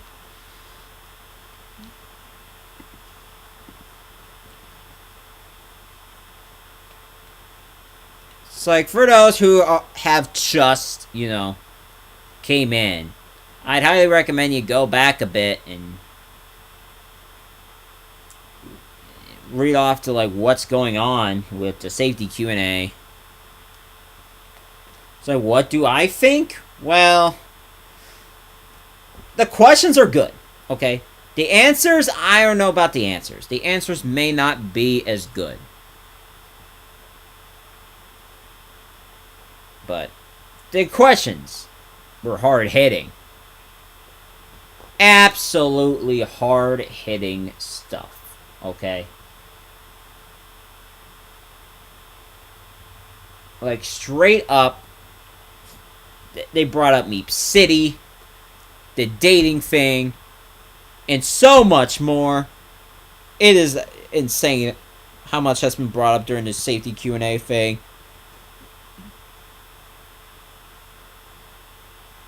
So there was the privacy concerns about the ID verification stuff as well, which is very, that is on point for me even, because, you know, it's very concerning that, you know, having to use your ID to access stuff, like, well, that's very helpful. Not really, but it's like, well, that's very helpful. Well, not really, because of the fact that you're giving out your personal information still. And because you're giving out your personal information for whatever feature that might be,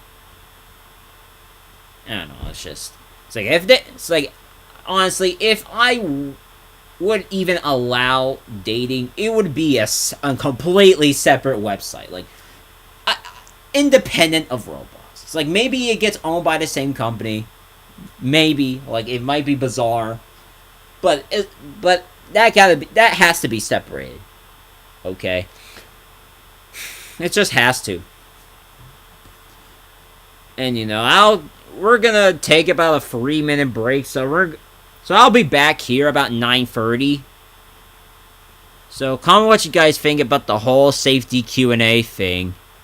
If you watched the whole thing, heard me for like an entire hour or whatever the heck, because that was quite a while, actually. That was surprisingly a while, like roughly an hour of straight up reading. And, you know, that's probably how long it actually took for the safety Q&A, at least. So yeah, it's pretty crazy out there. But part 2 would be about the Builderman Q&A, which is even longer. So that'll probably be, what, 2 hours? The next 2 hours? So yeah, it's going to be a long stream. And there's probably not going to be very many people watching as well, because I just only have 975 or so subscribers. It's like, what is a 975 subscriber person gonna do about all this other stuff, right?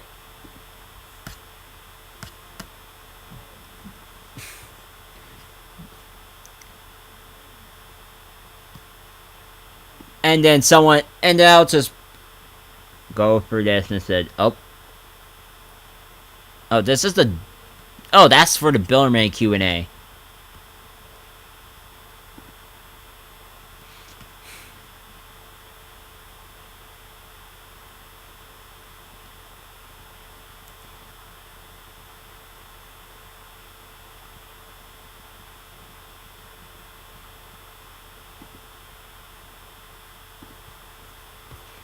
But yeah, I kind of went through the dev forum and stuff.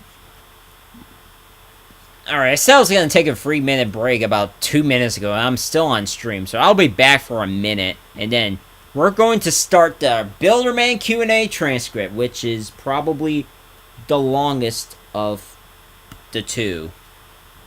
But again, I'll be back, and I'll let you guys know.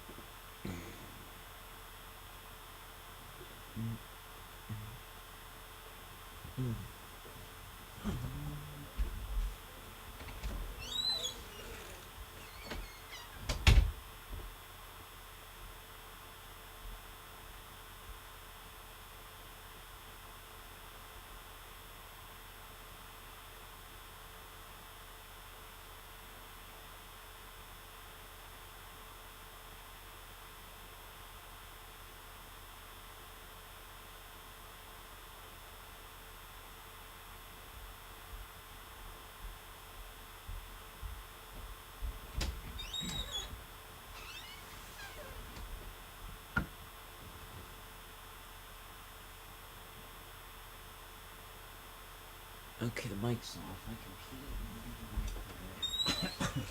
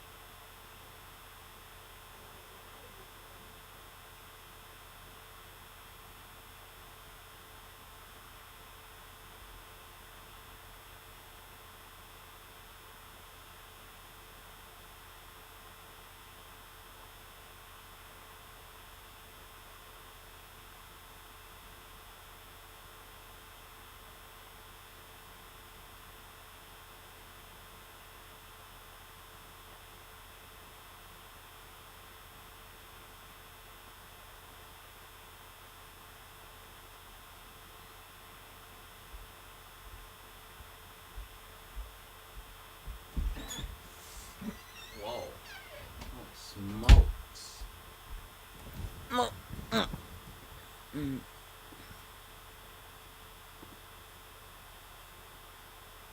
Alright, I should be back now. Alright. Who's ready for a Builderman Q&A transcript? Who's ready? Because I sure am. At least, kind of, because yeah, it's pretty insane that, yeah.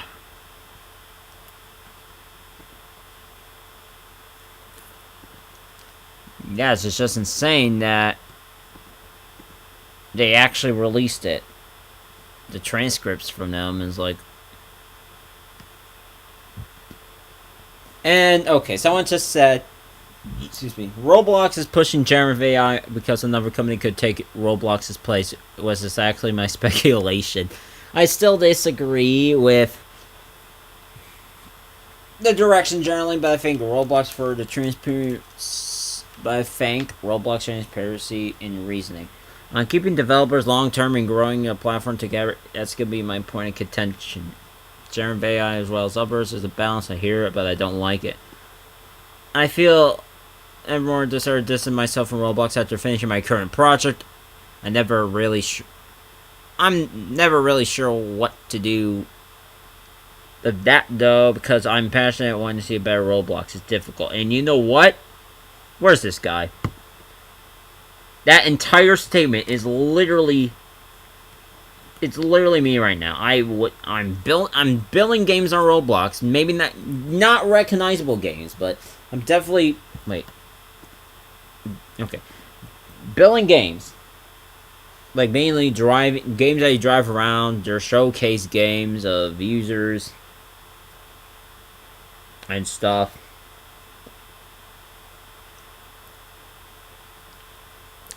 And yet, you know, it's like the AI stuff, I don't know. It's like they're pushing AI while all this other stuff is going on. It's kind of weird and stuff, but honestly, but yeah, I'm definitely with him when it comes to feeling like, yeah, I'm not sure if I want to do that anymore. So it's like, I don't know, man.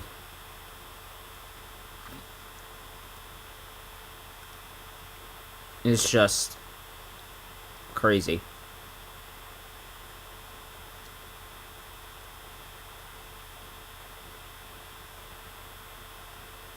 You know.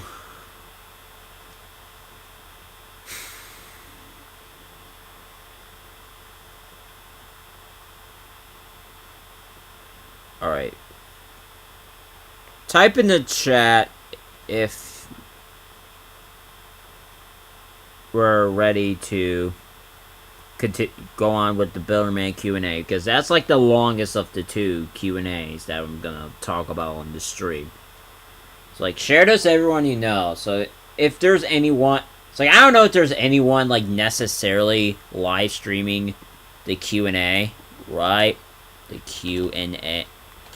Builderman Q&A 2025.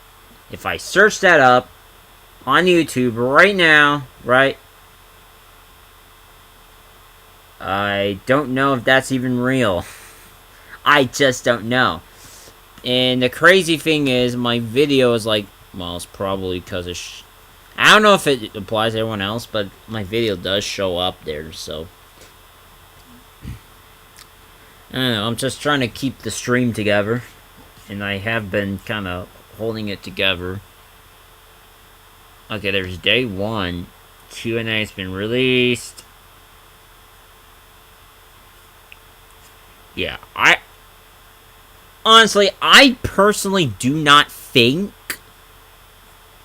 that anyone has been necessarily streaming the Q&A of 2025 up to this point. Which is why I was gonna think about before sharing, like, hey, if you know people who want to, you know, stream the entire, stream all the Q&As, hit the like button, you know, not just hit the like button and subscribe, don't get me wrong, but also share it so more people can know about what's in this stuff. So the more we know about what's going on with Roblox and Q&As, the more that we can get something, the more, you know, we can get a response out of all this.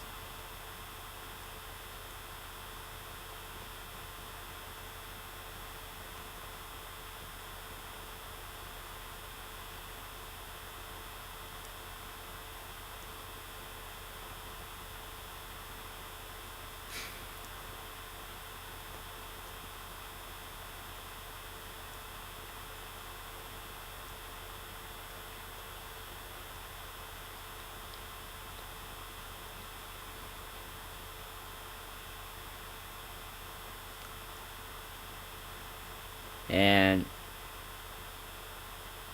alright.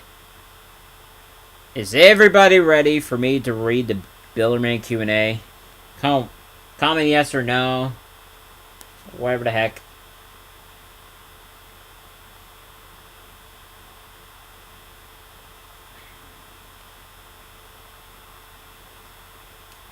Because I already read the safety Q&A. And that's just one of the 2 Q&As I'm doing, right? Because it's important for me to share it out there. Just read, like, what the heck is it? It's in it. Like, it's going to be super long. And I will definitely timestamp this stream when it's all said and done. Because it's going to be a super long stream. It's already, like, what, 2 hours long? So because of it already being 2 hours long, I'm gonna definitely timestamp this when I'm done and work with some other things. But I'm gonna start with the Builderman Q&A because, you know, my stream's kind of dipping, and it's probably because of me yapping a little too hard. It's like who wants to listen when they could just just play some Grow a Garden, steal whatever the heck. It's like I play Grow Garden a lot more than I should in recent months because I'm so freaking bored on the website. It's like I could like slide down the hill a billion times, sure thing. I'm not even gonna ask about this game choice that just popped up for sponsored. Alright, speaking of sponsored games, let's see what on there shows up before I start the Builderman Q&A, because, you know, it's important for us to see what David Baszucki has. And this is probably the more interesting part of all of this. Because we get to hear the CEO of Roblox himself responding to questions. And now here we go.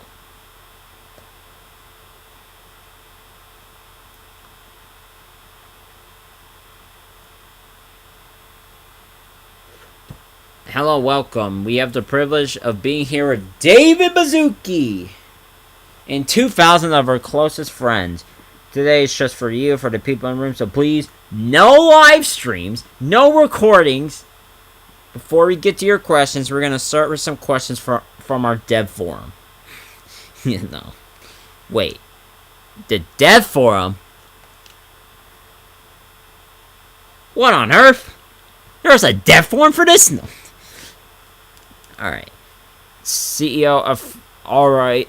Firstly, what was your favorite moment from yesterday? So, before I even answer that, this is a lot like a company town halls where we literally have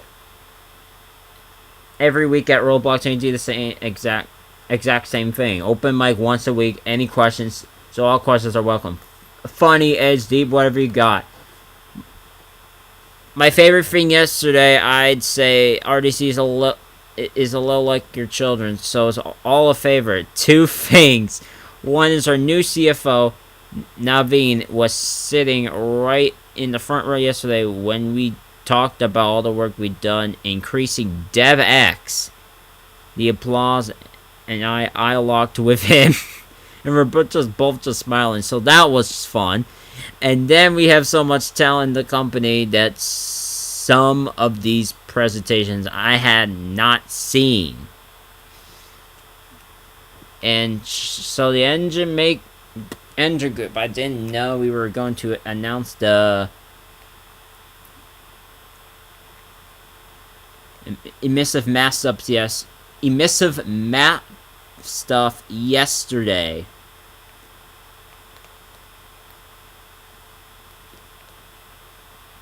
Sorry, I'm just telling the chat that the Q&A is going to be read for the Builderman Q&A, the one that got the most attention. And so the engine group, I didn't know we were going to announce this emissive map stuff yesterday, so I just like, when I saw it, I really like the detector. That's amazing, very cool. Alright, well, one of our questions we have from the dev forum: what do you see our biggest innovation coming to Roblox? Something that's going to change the platform experience for players and creators in the next 5 to 10 years. Oh wow, it's interesting because both of our earnings calls and whatever, everyone's always asking what has accelerated growth over the last year and a half, and it's very classic. Everyone's looking up for the one big feature. So I would say a couple things. Historically, what's gotten us there is mixing files and small updates and just iterating. What you saw yesterday, if you add this 4 hours, is a bit statistical overview of where we're putting focus. You can see a lot of yesterday was around this engine scale technology. If you add up all time, and of course economics and other stuff. a lot of you came up to us afterwards, so like, yeah, the biggest feature is scale, performance, and quality. And so just raw scale performance, raw scale, raw performance, and raw quality, which we feel the idea of a non-cloud connected game engine just will not make sense for the future. And I think in 5 years, a non-AI accelerated game engine will not make sense either. Oh, well, that's something. When I say AI accelerated, I mean more around skillful realism and quality as well. So quality, skill, performance, and that's great. Very clear vision. Changing tack a little bit. Yesterday we announced the Brazil servers are online. Are you thinking about opening servers in any other areas of our region? Yeah, but it's behind the scenes. First off, you all knew it about 2 years ago how critical it is on local servers and latency. There's a couple of things that have gone on. I was really impressed by the group yesterday that showed some signs. I think it was Taylor of our P5 heartbeat rate, which is really country by country, looking at the worst performing experiences in that country, wanting to run as close to 60 hertz as possible. Brazil is a part of that. It's part of that. Cloud bursting is a part of that. I think we're going to get better and better at that. We really want to give you as much CPU as you can, proportional to the number of players as well, and make it very predictable. So more to come. If we see a hotspot where we need servers, we're going to put them there as well. So yeah. If you guys ever, and just interrupt, if you guys ever like experience like insane lag, like it's like in your area, just let Roblox know, let Dave Bazooki know, like, yeah, fix so and so servers. Like the Brazilians were having a connection about server problems for the longest of times, and they finally got their servers up.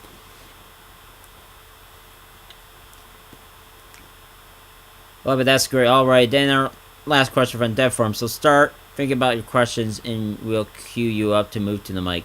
But the last one here. Do you have thoughts on grow a garden and steal a brain rot that probably got left out? Being social art games, is that positive for Roblox? Is that a positive for Roblox?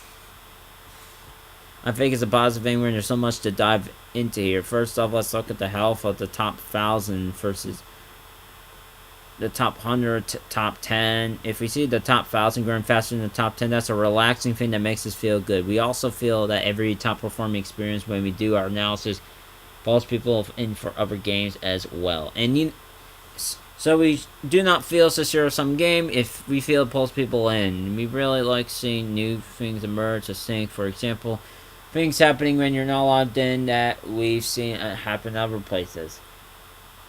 And I think there'll be a lot more of this to come in the future, so I do think that's a positive. So I also do think we want to do two things at the same time. We've shared that as en route to 10% of the global gaming market, we want strengthening every genre. Including genres, we have a lot of opportunity. So that's a more backwards looking traditional view. The forward view is the definition of what a game may change. Games may become more spontaneous, more real time, more short segments. So I think we want both of those. You'll love that, and hopefully there's creators in the room today are going to be and will be redefining the future of these games and experiences look like. Okay, you're going to move your questions now. Feel free to line up at the mic. Okay, I see 2 lights have appeared. Reflecting's going fix out of nowhere. So who dares to enter the halo of light around these microphones? Nice, here we go. Alright. And this I want to highlight. We've been doing this all the way since our first BloxCon at the Exploratorium. We may run out of time, so we're going to go in sequential order. We have 53 minutes and 20 seconds. With all due respect, one question and go as quickly as we can. I think we're going through thorough answers and high volume here. That's alright. Let's start over here. Hello, my username is blank, and I'm curious what made you finally interested in Server 40. Wow, it's interesting, right? Of course, we needed banking systems that run on server 40. A lot of the internet runs on server 40. We're trying to do two things at the same time that are physically impossible. One, we're deep believers in the free client side because when I assume, for example, researching our local client being at exact real-time mirror of what we do, and if when I move my hands around or look at things, even small latency there, it feels weird. So that's a big push for client-side 3D, whatever that is. Client-side 3D, it's hard at the same time if you want to do everything on the server at the same time, and so there's a lot of depth to what we're going to do in server 40. We're going to make it optional because server 40 is making prediction and can snap your client in certain little cases. But for competitive play, we need it. It brings a couple other depth to what we're going to do in server 40. We're going to make it optional because server 40 is making prediction and can snap your client in certain little cases. But for competitive play, we need it. It brings a couple other things that we're going to do automatically. When you saw the pivot maneuver on the car yesterday, the reason that's possible is when we can simulate all of that at the same time on the server and accurately simulate a pit maneuver, which is very hard to do with two different cars that are client 40. So you can imagine getting the best of both worlds. Being client 40 is not a competitive game. Snapping to server 40 when you just need a pit maneuver or something difficult, it's both of these. So it's just more than anti-cheat, which is basically what it was highlighted by. It's some of the most difficult physical simulations we've imagined, for these. Well, stay tuned. Amazing, go over here. My name is so-and-so. I joined in blank. They even removed the ear once again, if you haven't. My question for you is, would I be able to trade my Turbo Build Club hat for your eerie pumpkin head? Oh my gosh, Turbo Build Club? Yeah, it's fun to think how far ago we did with that.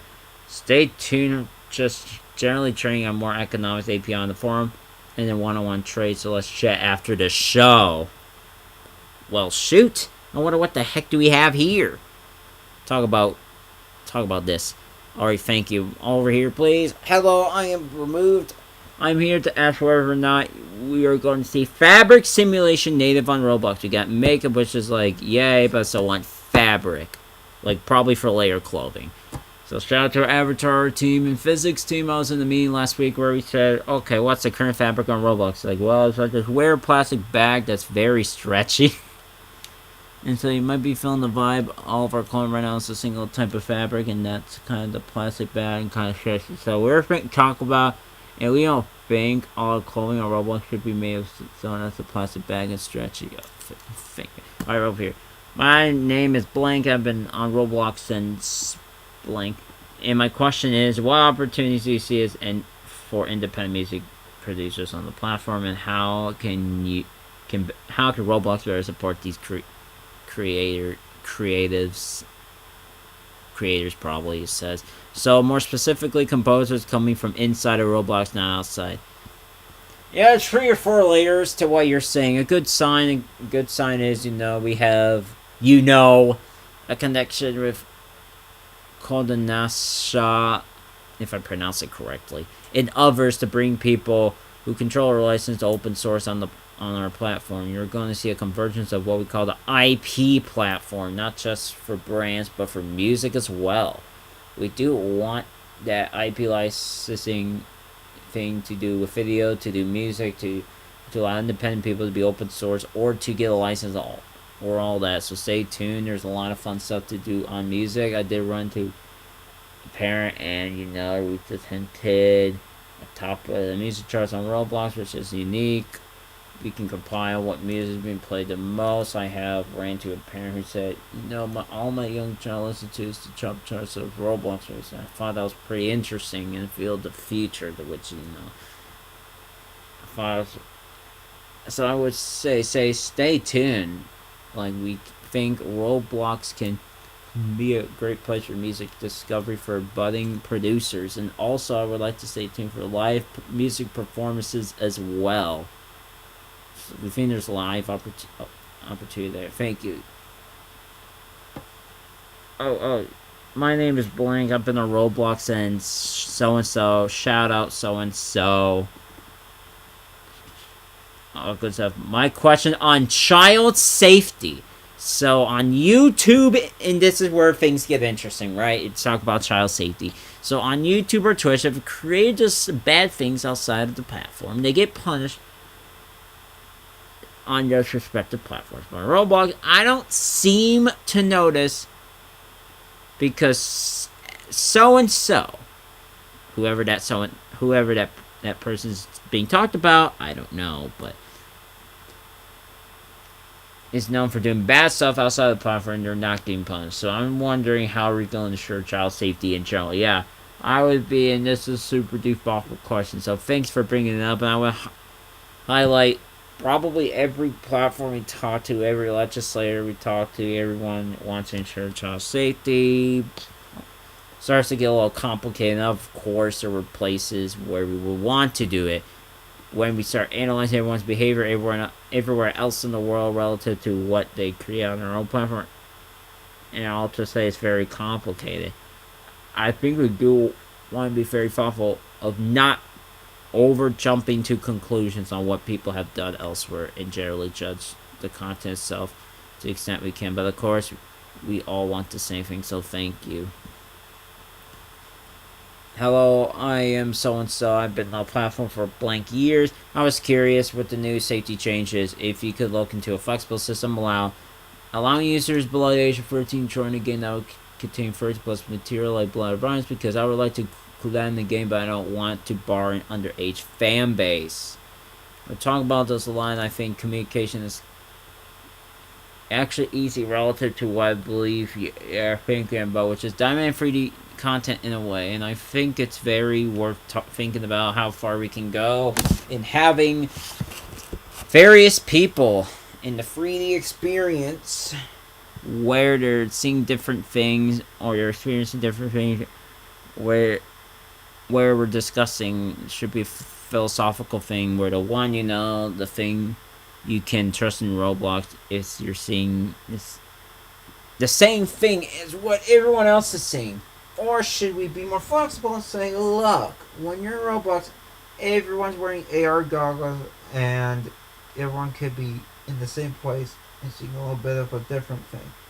Do that a little for certain functionality. So we may have to do it a lot. I would say stay tuned on that. We are open to that idea.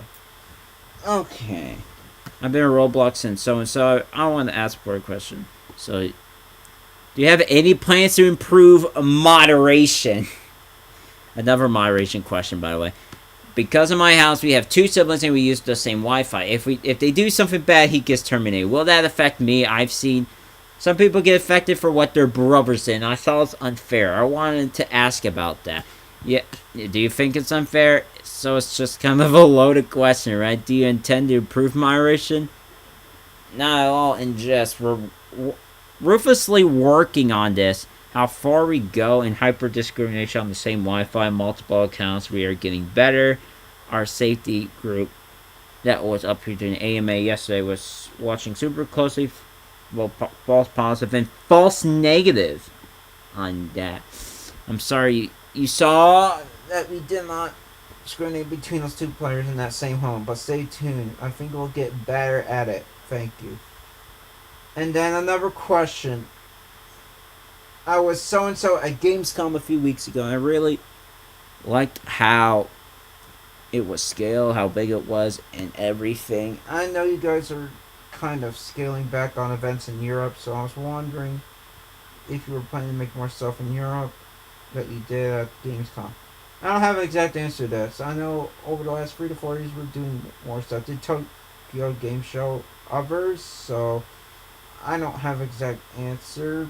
We'll try to follow up in some way with a schedule where we're going. It's good to hear that you liked it, so thank you. And then they say thank you as well. I want to ask on your game acquisition. Is it good for Roblox or what's your view on it? Are you talking about M&A in the studio space or buying games, acquiring games? Well, we don't have a lot of control on that. Obviously, it's a free market out there, and people who create games are business people, and other people sometimes want to buy businesses. I think the biggest thing we could do as a platform is help the transparency of the system. And I don't know how we would do that, but generally we want creators to know what they have is very valuable and not get caught in naive deals or something like that. A lot of the deals we've seen have been very elegant, actually, and have been done in a way where the creator gets their just due and people coming to do the acquisition does it. So I think that more transparency in the market, just so good deals are happening, is what we need, what would most like to see. But generally, the transparent free market is more efficient than a not transparent lock market. Yeah, over here, please. And I've been on the platform. Hello, blank. I've been on the platform since so and so. And before I ask my first question, I want to thank you and everyone involved for making my first RC a great experience. So I compiled over last few months 60 pages of outline of how return sales on the platform. It would be an opportunity for experienced creators and UGC creators. So Whoever brought up UGCs, this might be the time again. my question for you today is, will you be willing to take a look at the rest, and for the rest of the crowd, what do you mean by return sales to the platform? So from 2010 to 2019, you guys used to do holiday sales like Black Friday, President's Day weekend, Memorial Day weekend. I know you guys got rid of them for a few different reasons. I have a slightly different version of how we'll bring them back, and I'm just hoping. Yeah, and then Dave Bazooki answers like, yeah, we are super open to hear about this, and you saw the resurgence of live events on our platform about a year and a half ago, and so that's one way we were thinking, let's pull back from that, and then we then made the decision. Look, we can do this in a way where we're basically trying to increase search and discoverability for, everyone. I think on the sales thing, I'm not going to meet with you necessarily, but once you send that to me, I will take a look at it. We're always looking for ways to systemize these things, and is there really a way we could figure out to honor the traditional holiday or buying periods? I'm really interested in it. What's also super interesting is our gift cards and other things get bigger and bigger. So we're starting to see big partners like Target or Amazon actually participate in that.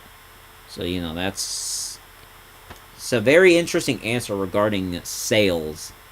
I kind of hope they do come back, just so I can actually get a chance to participate in sales again, I guess. And then, good morning, my username is so-and-so, and my question is, on the 4th of August, Roblox released a moderation policy regarding what they deem as sensitive content, which includes, like, marriage equality, fascination policies, pay equity in sports, and more. Why is Roblox creating a policy like this when its only fundamental use is censorship? And what stops Roblox from broadening its scope even further? Yeah, I want to push back hard on that, because I think censorship is about freedom of ideas, free expression, freedom of speech. And one of the biggest things we talk about on our platform is, how do we handle the future where people might want to go to a political rally for if that rally's legal in a state of the U.S., how do we 100% make sure that we can have that on the platform? And we think about a lot about it. I think censorship is traditionally more about blocking the sharing of news clips, for example, or blocking voices on our platform. And if we look at why we have sensitive topics, these are topics where you grab 100 parents in the USA, you get 50 of them each side of that, and you can go to any country. These topics are where we gathered, we talk to the parents, and there's just no agreement on. And so what we said is, look, if you're a parent by default, if you have a 10-year-old on the platform, you should have a parental discussion rather than by default for a 10-year-old when half of the parents on the country don't agree with it. So it's a great question, but I don't think it's censorship. Whoa, okay. Over here to this side. Hello, my name is Blank. I've been on the platform since so-and-so. One of the significant attractions of Roblox is its trade system. In my opinion, the existence of UGC knockoffs of Roblox IP and the long holding periods associated with them have negatively impacted the trading community, especially among new traders. And you know what? The holding periods, yeah, that's kind of stupid how long it is.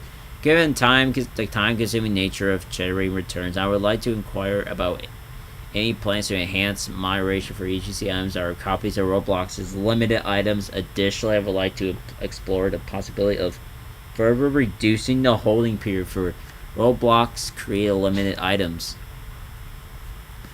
Yeah, I think we're just getting started here. So I do think, all the way back when Shedleski said we got to have trade, we're onto something there. It's really big. I think two things to watch for on the platform. One is actually more welcoming of economics that happen within experiences in a way that we can keep them safe and moderated, and at the same time have a free market. So we're just getting started on the types of API we might have with an individual games to support a lot more of type of activity.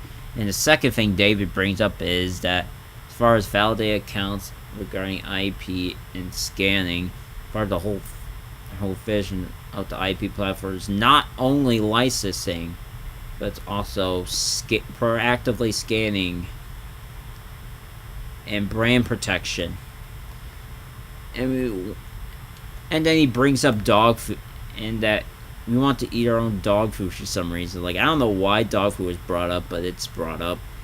And all these old classic things in a perfect eating your own dog food way. We'll put them on the IP platform as well, and you'll get to see how good the IP platform is controlling IP. So stay tuned for that. And then I'll stop here for a bit. For those who just joined, because I've been reading quite a bit, welcome to the stream. I'm going to be reading the Builderman Q&A. I have already read the safety Q&A. You can go back a little bit, about an hour and a half or so. I don't know how much time, but you can definitely look at that. And it's mainly about safety and stuff, so... And this is just about this website, I believe, as a whole.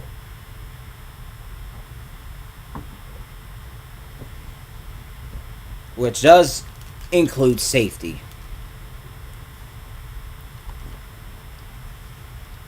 Alright. And then the UGC question. Which I did see this on Twitter as well, but I'm gonna read it anyway, saying... This person asked about the UGC percent split, and they want to inquire on it, saying it's a 30-70 split with you guys taxing us 70%, which is a high amount.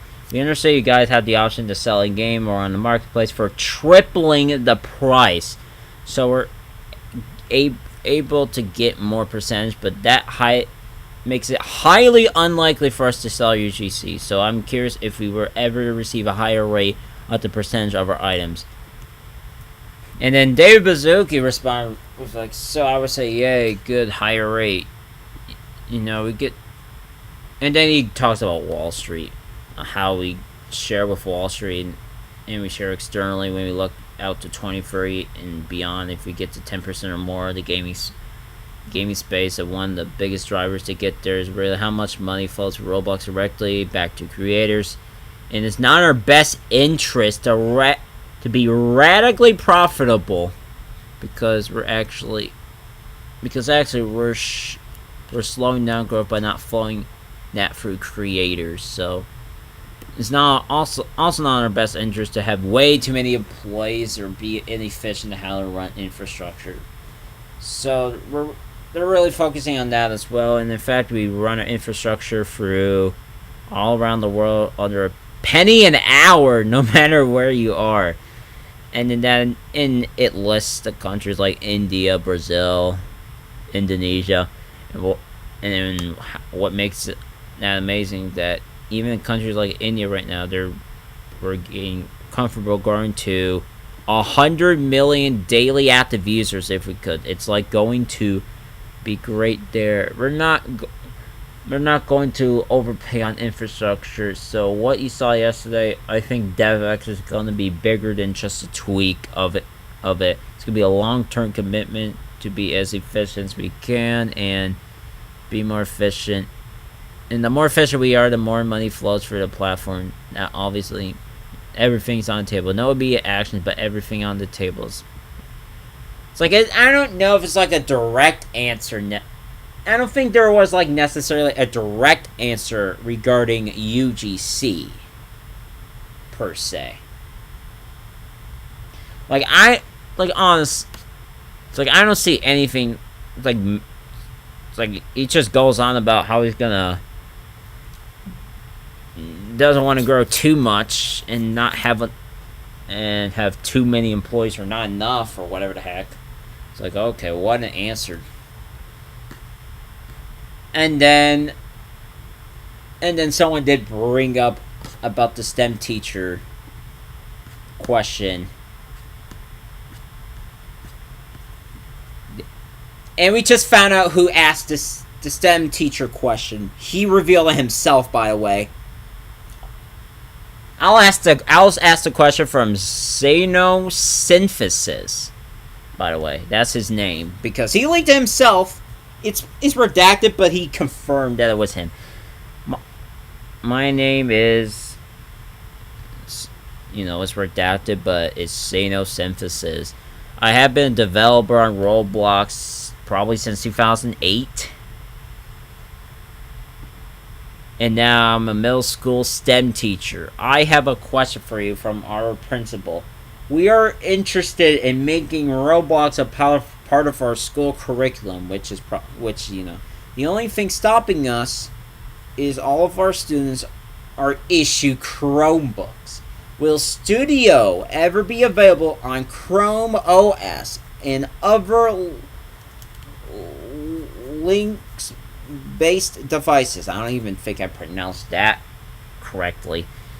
We want to make your 5-year predictions come true. And then David answers like, that's awesome. First off, thanks for being a teacher. Like, we need more great teachers. So, and some of the one could say some of the things that got me interested in Roblox were my 7th grade science teacher. So I didn't know if you're in science class, you used to be able to wait, is this like David? Oh, maybe it is. I don't know. I don't know if you were in science class, but you used to be able to use Bunsen burners in the 7th grade.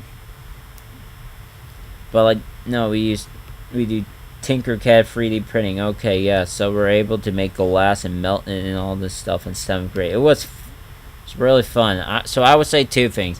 One, I think is education is bigger than studio. I think education is history, physics, simulation, math, all of that.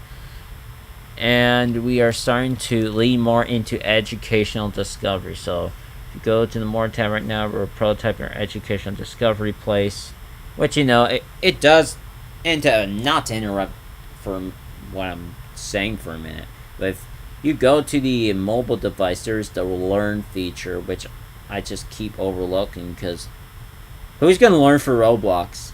Like, unless further notice, like, who's gonna learn for Roblox? No. That's looking real good. We're looking at long term. We have OAuth, which is an authentication system, in ways that if you're part of has a skill system, you might be able to use the ID on Roblox. So stay tuned on that. We got our eyes on that. Then Roblox Studio would actually say we will probably not be available, but wait, there's more. It's like, I would say we're probably not gonna. probably not going to do a custom Chromebook build, but at the same time, I think you're going to see the ability to bootstrap and build a copy of Studio as a Roblox experience. That will be something.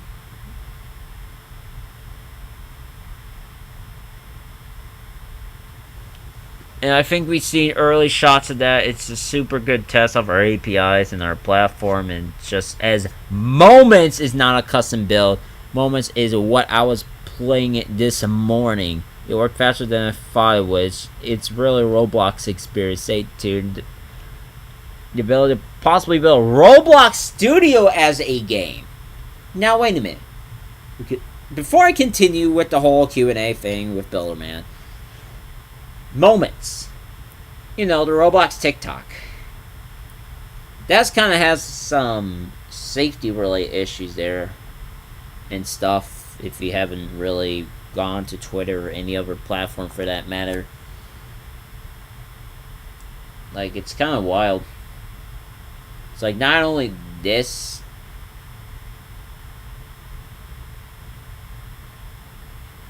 but also, but there has been, at least to a limited degree, like, where you can make stuff on mobile to a limited degree. And I have a favorite on one of my alts. I just don't know which alt it's favorite on it right now. It might be Angry XP 634. I'm going to see real quick, because it is definitely, there. It's like, I'm aware about it, for sure. And yes, it's the ID Snipe account. Angry_XP634. Yeah, Studio Light is the name of the place. And it's made by Scott Spiritwalker, which is a sandbox game. You can, like, so you can add, you can have, like, it's Studio Light, where it's just like you can have, like, all kinds of stuff, like, for your, so you can build your own game, but in game, and it's mobile friendly, so you can try on your tablet or your or your phone. I was about to say iPhone or iPad, but not everyone has an iPhone or iPad, and they might have an Android or something else like that. So just thought I would bring that up. And then Moments being, Roblox TikTok already being linked to, like, scam games and crap, so that's just diabolical. I don't know how the heck am I going to, use Moments as a way to explore my game. I don't know how many games. It's like my clips don't even get, And then we got someone who's been on the platform since 2014, about as old as my main account is. And since the removal of user ads, I felt a little bit stuck in terms of how to advertise my product on the platform. So my question for you is there going to be any future plans to implement a way to advertise UGC and groups back on the platform? And, that's a good question, because user ads used to be at least effective enough. There's people also just screwing up. And Dave basically's like, yeah, user ads used to be a lot of fun, so it was hard to pull them out of the website. And you know what? Why did they do that? That's just dumb. I'll say at the same time, our economy group, our discovery group, our ads group is being thoughtful here, and on any advertising on Roblox, we are looking to optimize long-term health of the community and platforms and go for long-term gains. Our users happy? Our users having a great time? Our users finding great stuff? Is the overall community better in 5 years? And are we 10% of the gaming space? Well, I sure don't. Well, I'm sure as heck not happy, and I'm sure as heck not having a great time on Roblox Cyber. At least not very much. Hate to break the news to David Bazuki, but it's like he knows who the heck I am. It's like he barely knows my existence, if at all.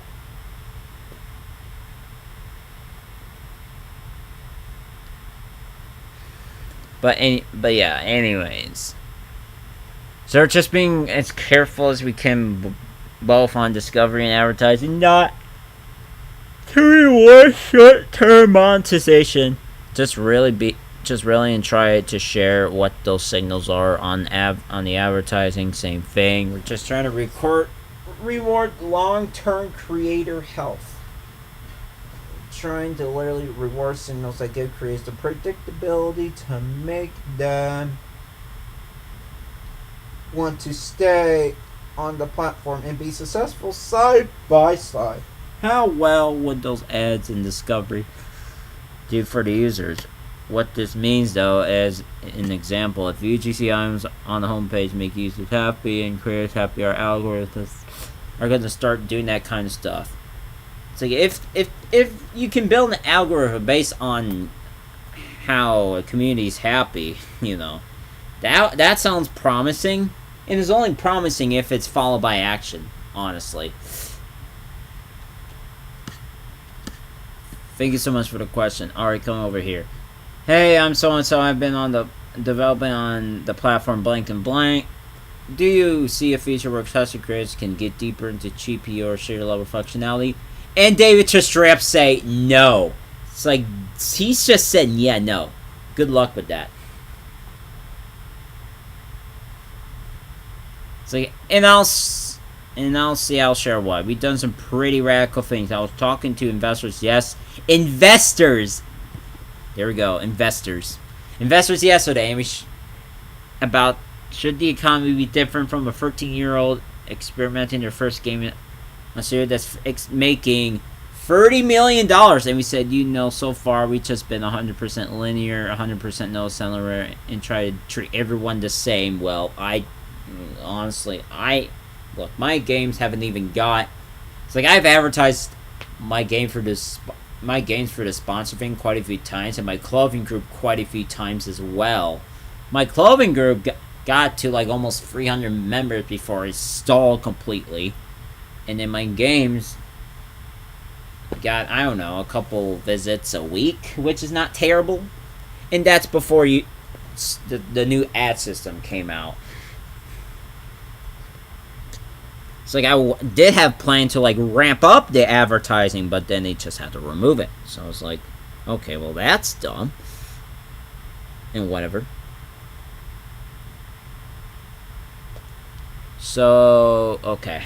Where was I with this before I went off to let's talk about the whole linear thing. So I actually think we do want more GPU. We do want more shaders. It makes engineering more difficult to say. When we turn that on, everyone has to get it, including the non-famous experimenter as well as everyone else. And so that's a constant drumbeat within the company. Maybe, of course, early adopter beta. Maybe, of course, let them learn with a few of the top devs. But generally, everyone else everything has to be available for everyone. The economy has to scale linearly. On shares, everything has to be available. Wait. On shaders, we need, I think it'd be amazing to do it. I think as you've seen us go into cloud type engines that change formats, upsample downside. Oh god. It's not inconceivable to have a universal shader language that in our cloud gets optimized for every device. So I would say that it would be the way that we would go on it. And then another one. So I've been on the platform for so many years, and I've been pushing for healthy relationships between AI technology and productivity within the game development workflow. And my question is, how is it okay to push the generative AI? How is Roblox going to ensure that these tools don't harm the existing creative demographics that these technologies overlap with? Think like building, to modeling, texture, all that kind of stuff. Well, can I give you a... And then David responds with, can I give you a controversial answer? And he said, please do it. It sounds like you're saying, hi, we're assembling automobiles one by hand. How can Roblox ensure we never build an assembly line, for example? Okay, it's just jumping the gun from like building things by hand to assembly line straight from the get-go. And I just want to push back on it because typically in those situations, what's happened is there's been more economic activity than less. With what? When those things happen, it's almost like the Industrial Revolution, he said. In the Industrial Revolution, when we moved from making Model Ts by hand to the assembly line, there's like 100 times more people driving cars. So yeah, that's his argument for generative AI and development workflow. Which, you know, it's the Model T assembly argument, which, you know, in the Industrial Revolution. But I'm gonna finish off. So yeah, he's optimistic about it, obviously. I think there's a danger as well in that if we try to rather than welcome, like, is it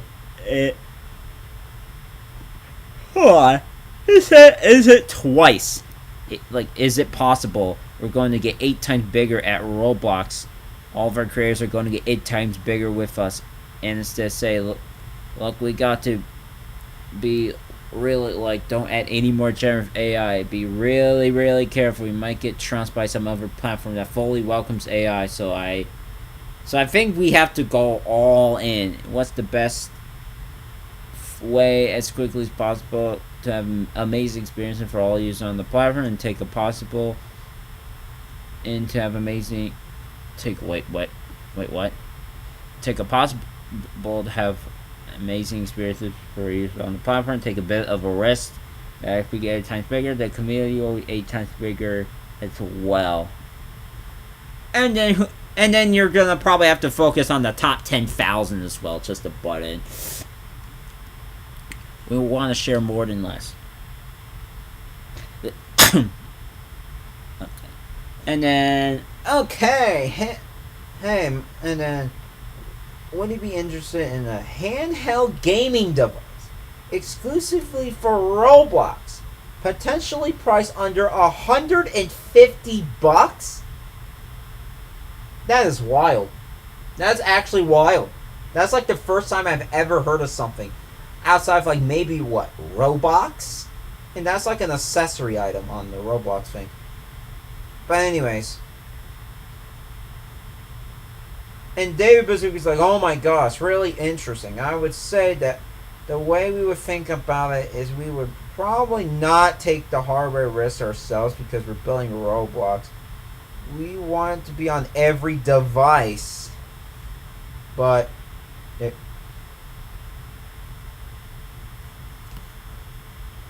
we're not on right now, and that's handheld. Stay tuned on that. And I think there's 2 more, if not 3 more classes of device. There's the living room TV devices. So apparently David Bazooki is now looking into putting Roblox in your TVs or something. Like, okay, that's interesting. And I'm gonna highlight TV type device. And then he brings up the AR type goggles, which, you know,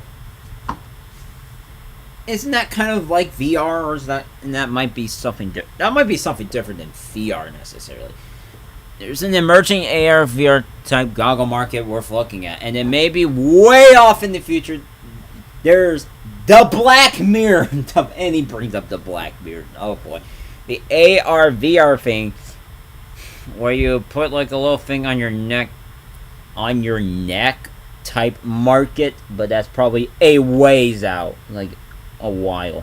So there's another class of device. The user group, the engine group is getting very good at making Roblox a universal thing that works on them. It's like there's already on the computers. Then it was the phone and the tablet, and now there's like Xbox and PlayStation and stuff. So yeah, there's that. And we would, I think there's probably then a trade-off. Like there are a million of them, 10 million of them, 100,000, 10,000, or 1,000. So that's probably the discussion as well. Open to hearing about it, and it's not that hard for us to support another device. And then ask for proposals for email, and then yeah. And then here we go. So they didn't remove the year there. I joined Roblox in 2010 looking for a physics simulator. I was looking for different programs. Google search query led me to a platform that was called Interactive Physics. So naturally, I have this affinity for physics basic things. I'm working on a physics-based game right now.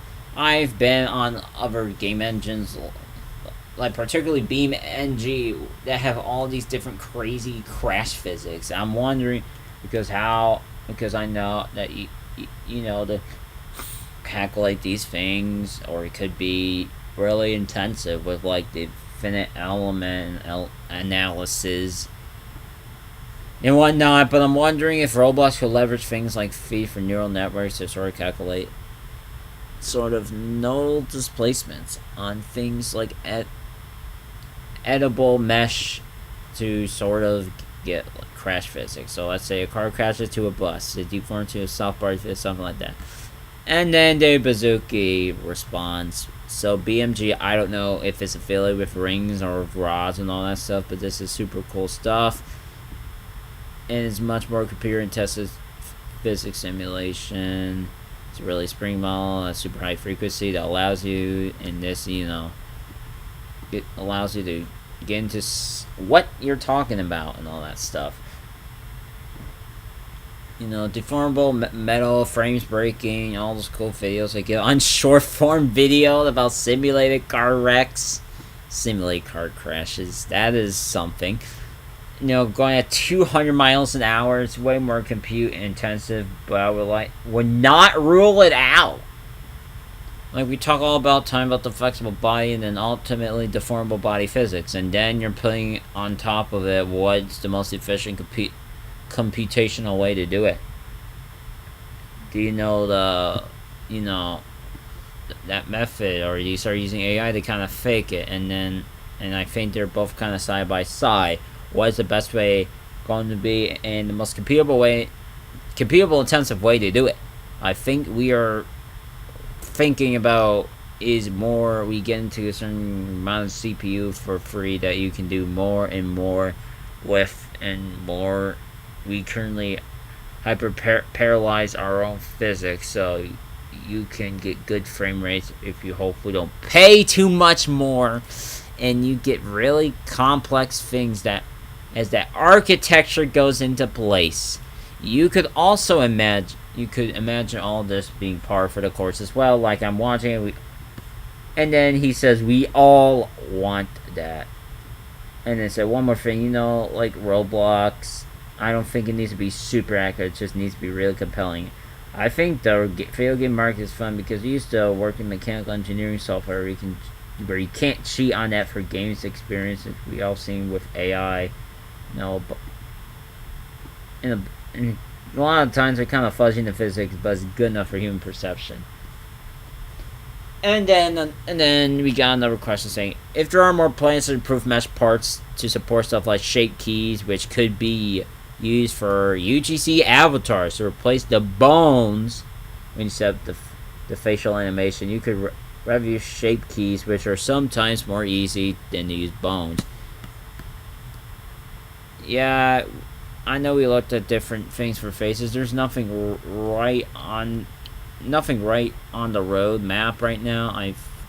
But I think, as you saw yesterday, it's a huge focus on scale, perf, and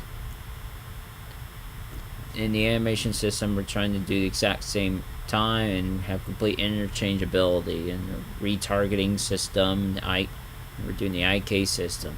One thing behind the scenes of what we hinted at is how we do all the physical objects to have some intelligence affiliated with them. So a dowsing rod, how to use a dowsing rod. Holy crap! Excuse me. I will, same thing. If you email me, I'll follow up with you on whatever I don't think we're looking into that right now, but we're all open to that. And then someone said someone about their first RDC, and then the hammer home, folks. Let me see. I think there might be people actually sick and tired of me yapping about Q&As and stuff. I don't blame them. But I gotta read the questions. I gotta be transparent. I gotta let the people know. It's like, I don't know how many people are gonna be notified about all this, but people gotta know about this. My question to you is, AI generated models coming. How is Roblox planning to prevent NSFW content, as well as how does it affect the maturity labels of games going forward? And then David Bizuki says, yeah, it goes in reverse. And when I say it works in reverse, I feel behind the scenes. We'll get to a point where almost no cost every single game avatar model, freely experience. And if we want to even interaction, super high fidelity, we're going to be able to evaluate for experience guidelines, maybe even local experience guidelines, as in local game guidelines. Your preference, all of those get value, all those kind of things, and I think over the time I'm optimistic that what right now we are already doing incredible work, and that we arguably are held to a higher standard, and which is it's the same thing that Matt Kaufman said about Roblox being held to a higher standard or whatever the heck.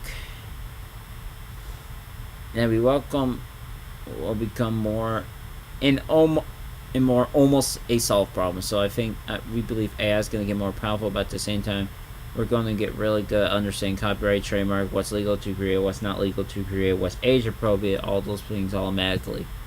Which I don't know. And then this person asks a very, I don't know if it's a long question, but it's probably a long enough question. Hello, Dave. It's a pleasure to meet you. Being a studio director and lead on my projects, one thing that annoys me is going out and having to go on the website while on mobile to edit studio settings, the game itself, or anything my team needs, alongside the new mobile optimization features releasing. Can we be looking more at more studio controls on mobile, maybe even studio for the app on the future? And then Dave Bazuki's like, I will follow up on that, although the transcript's kind of not there to say it's David saying it, but it's David responding saying, I'll follow up on that. I want to dive in on what's not feeling high perf, as in performance and quality on mobile for all that. I think internally the tools we build for a company like HR tools, we're really trying to make them mobile first, and so does it seem like whatever you're doing on desktop, controlling your environment or releases or anything, you should be doing on mobile. So we'll follow up on that right away. And then thank you very much. Yeah, really good one. And then LAU Lua's native generations, the difference between being able to do the math and not being able to do the math.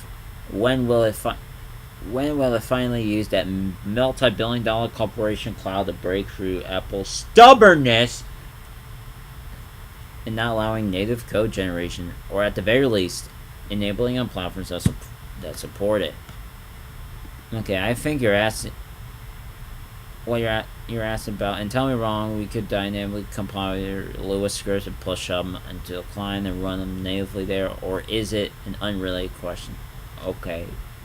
And so we could check, but I believe behind the scenes now, because we really focused on so much on the whole Lua stack in addition to super high performance JIT. I'm pretty sure someone will correct me if I'm wrong. We're running compile scripts on the server side where we can support that type of stuff. I want to double check. We would love to be able to push stuff, compile Lua scripts to the client and run them. Compile. As you know this, Apple doesn't allow that right now. Next time we talk with Apple, I'll ask you about it. Like, you know, we'll love to do that. And then someone asked about VR games. Like, are you planning on continuing support of potentially improving VR and Roblox to the points on par with other platforms' VR games? Because I would love to see more options on Studio or on the platform to create more intricate or technical VR experiences. And David, super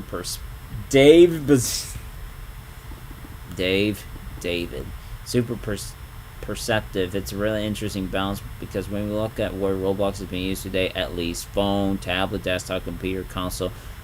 When we imagine sci-fi, how everyone's going to use computers someday, AR, VR, embedded type stuff.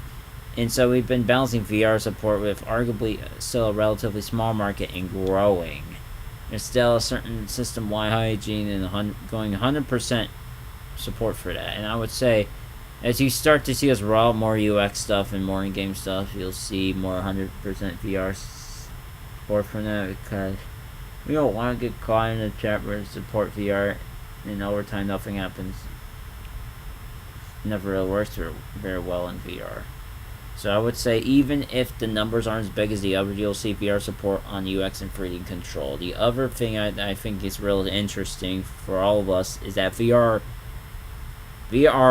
is arguably technically difficult because we're rendering two things rather than one thing.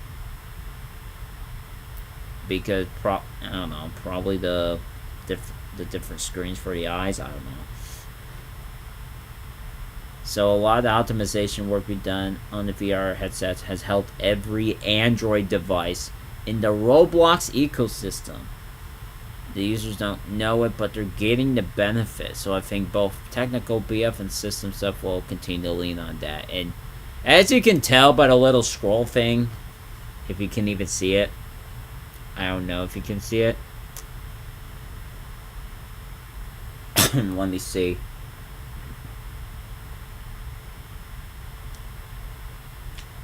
But either way, folks, we are absolutely almost done. Now let me close out the safety Q&A because we're already,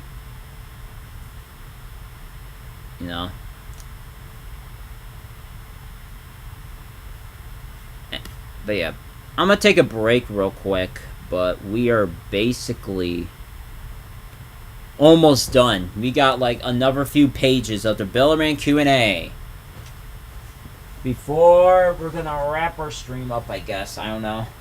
What do you want me to do here? What else do you guys want me to even do? Shoot. And let me see. And yeah, you could see the whole thing perfectly as well. So I was like, well, that's cool. I think. But, and then, hey, Builderman, I've been on the platform. And then back then growing, I didn't really have a powerful gaming system. I used crowd gaming platforms to play higher ed games and stream from the cloud. However, Roblox is not available on any of them. And then this person wants to play Roblox on Steam Deck or Apple TV, as they're not. It's like, well, Roblox get into those cloud gaming platforms. Xbox cloud gaming, Amazon Luna, Apple TV. And then And then he responds again with, we're being very thoughtful. We're looking at all the things all the time, of course, and we're balancing with what we perceive the Roblox user experience and the future of those type of things. And so there's a lot of factors in that. I would say generally we think there's a opportunity in the living room devices like TVs. So really that interesting. Especially now we have moments where some of that is watching content there of all the field streaming stuff you're evaluating. We're just being kind of very thoughtful relative to that. So we do want to be everywhere. Generally want to be native everywhere. Alright. I was wondering what your thoughts regarding Epic Games versus Apple and Google, if you would consider it to be individual app or marketplace. And then Dave Bazooka's like, yeah, Epic made a super gutsy call when they went all in with Apple and Google, so they had to be commended for that gutsy call out there. We do believe this will probably ultimately be solved through regulation rather than lawsuit. So probably through whatever laws Congress passes or others. I do think over time the things we've been doing, which is 25% more Robux on web, 25% more Robux with gift cards, and others in some countries, I find gets us to be pretty well known, and that's where people start buying a lot of their Robux. Or probably already arguably we say part of the 8.5 increase in DevX is some of the amount of users fall into those purchasing vehicles rather than others. So Apple and Google continue to be partners, and we think Roblox is in a unique category of really aggregating a lot of creative people, and a lot of people are earning less than $1 million. So it's interesting for Google and Apple to say for making less than $1 million is 15% rather than 30%. So there's an argument why shouldn't Roblox make it 50%, as well as how much aggregation we have. Stay tuned on that. And then someone asked, I've been on the platform since 2009. I'm a developer for a game that is, again, redacted, just like people's usernames are. So throughout your career, you've gone through a lot of obstacles. You probably have lots of doubts, negativity, a lot of noise. How do you stay focused and sleep at night through all of this? Do you feel like your mental fortitude is ever wearing you down, or how do you stay strong and basically keep the company the way you are? That is definitely an interesting question, because especially with all the recent calls of Roblox not being a very,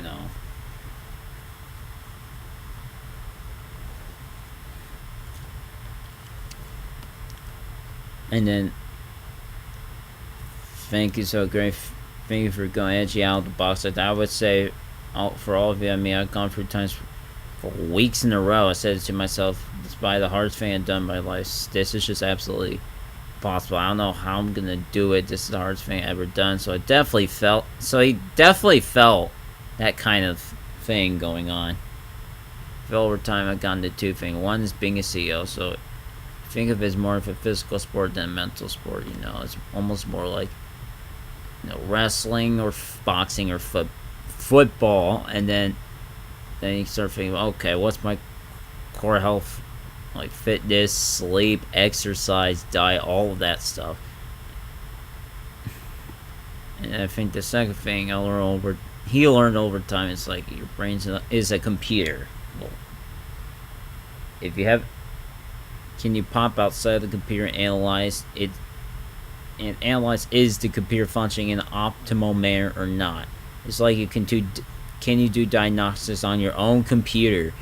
And I feel like I've learned this over time, that computer function 80%, computer function 100%. When a computer's function 80%, it's definitely more that this isn't possible, I should give up. When it's 100%, it's like, oh, it's gonna be great. We're gonna rip it up. It's awesome. So I think monitoring your own computer, getting it functioning at 100%, or physical things, diets. Wait a minute. You're getting your own computer. Are we talking about the brain or the actual computer itself? Is the real question. Because either way, physical things, diet, sleep, exercise, all have been. So he does keep himself, healthy and stuff. And then, look at that, folks. One more question. This is probably an awfully long question. And this is about the whole classic places and stuff. And then, dude brought up the Shedlesky video about shirts and pants. It was the original trailer for Roblox.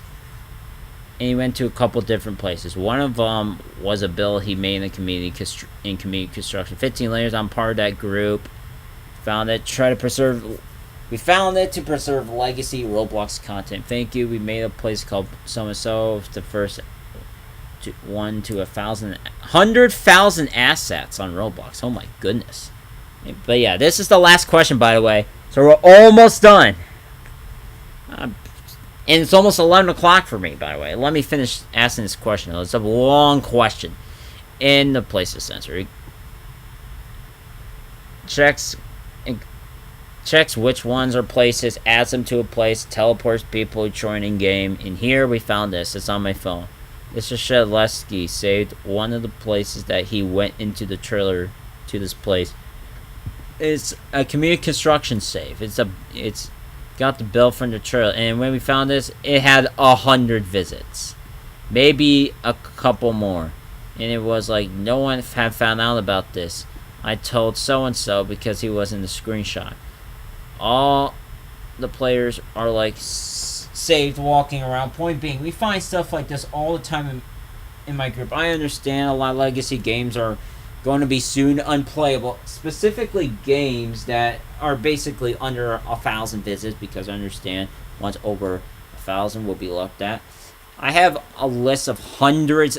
This person, by the way, has hundreds of games in a list that are less than 1,000 and would like for them to be looked at. And then David's like, exactly on your point with your question. Thank you. As we started to make the decision of we want everything to be rated by the creator, this was top internal thing. So I commend all the people at DelVrel, all the people and the creator. We know this has to have eventual solutions. Stay tuned to both AI internal things as well as that. But like, who would want a 20-year history to evaporate? Yeah, that. Which is that's the biggest concerns of taking all these unrated places down. Like, hey, there's this random place that no one visited from like 2010 or 2009 or 2014 even. But like, who would want a 20-year history to evaporate? It's almost stuff like this all the time. What be like the burning the libraries in Alexandria, in Egypt, probably. That's what we're afraid of. Like, we're not going to burn the libraries. Thank you very much. Amazing. Listen, this has been incredible. I think we all could spend the day, and we will spend the day with all of you here at RDC. Thank you so much, Dave. Anything else you want to add? I want to thank you. I thank all the credits of all the question askers. Every single question was useful. So every single person got up to the mic. I really want to thank you. Amazing. Thank you. Happy day 2 at RDC. Thank you all. Thanks. And folks, we are finally done reading through both the safety Q&A and the Builderman Q&A, folks. Holy, I never would have thought that it would have been done.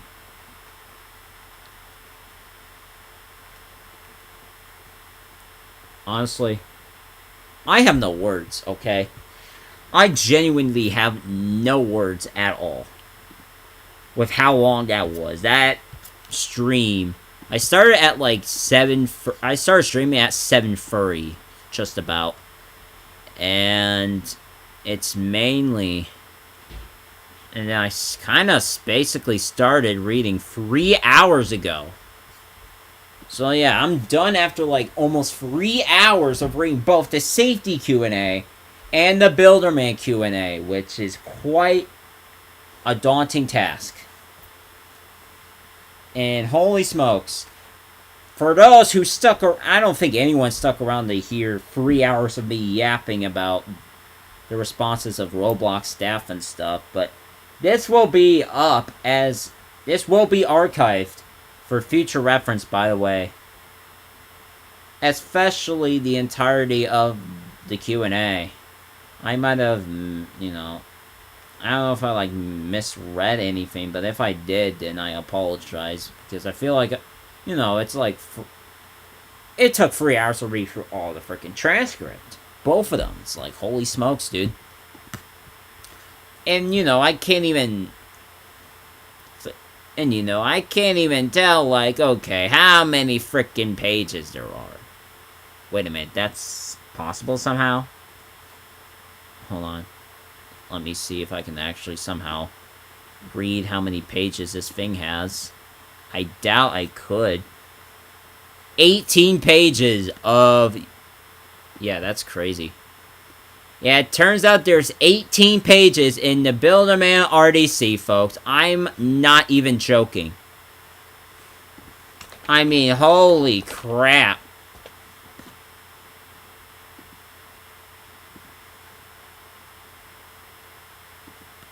Like, how the heck did this wind up here, you know? It's like, if the Builderman Q&A was, like, so long, right? The safety Q&A turns out it was 12 pages long. So, yeah. There we go, folks. We found out the page length. So, I don't know, y'all. What do you guys think about what the heck should I do next? Should I continue streaming or should I end it right here? Because after 3 hours of consecutive reading, I'm kind of exhausted myself. And I want you guys to answer that question while I'm AFK.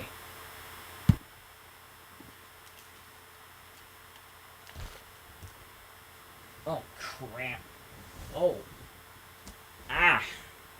Oh.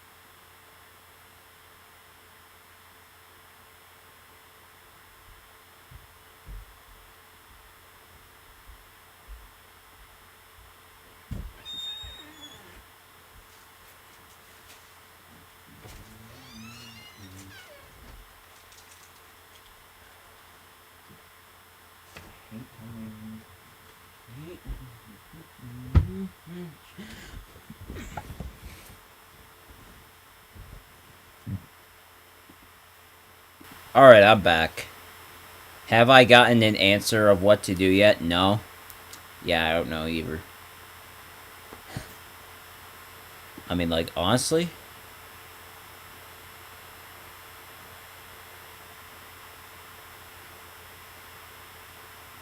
Like, I don't know.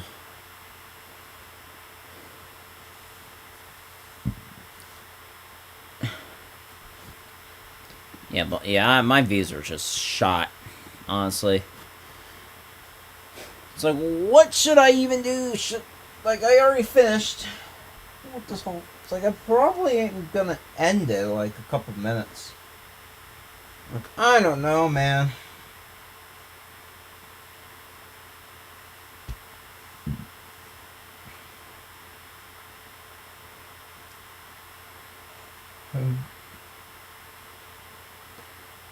So yeah.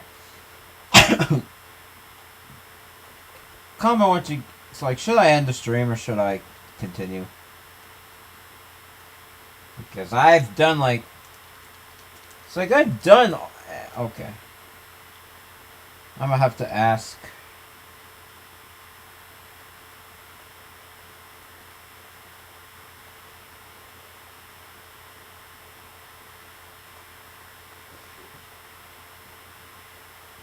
Maybe I'll end it. I don't know.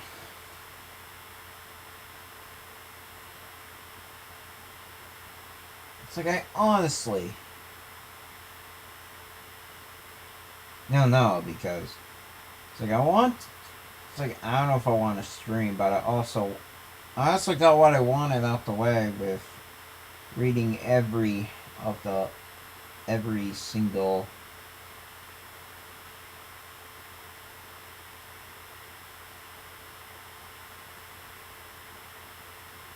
whatever it's called, all the Q&As, their transcripts and all. I got what I wanted, so I just don't know. Like, it's like, what should I do now? Should I look at something? Should I not? Should I continue? Should I not continue? Like, I don't know. I've done everything.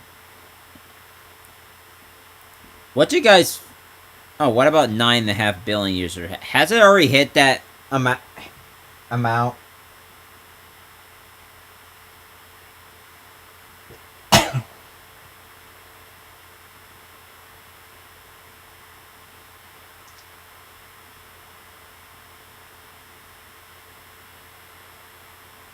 Well, I'll be darned. That was fast. What? I mean, again, like, I kind of...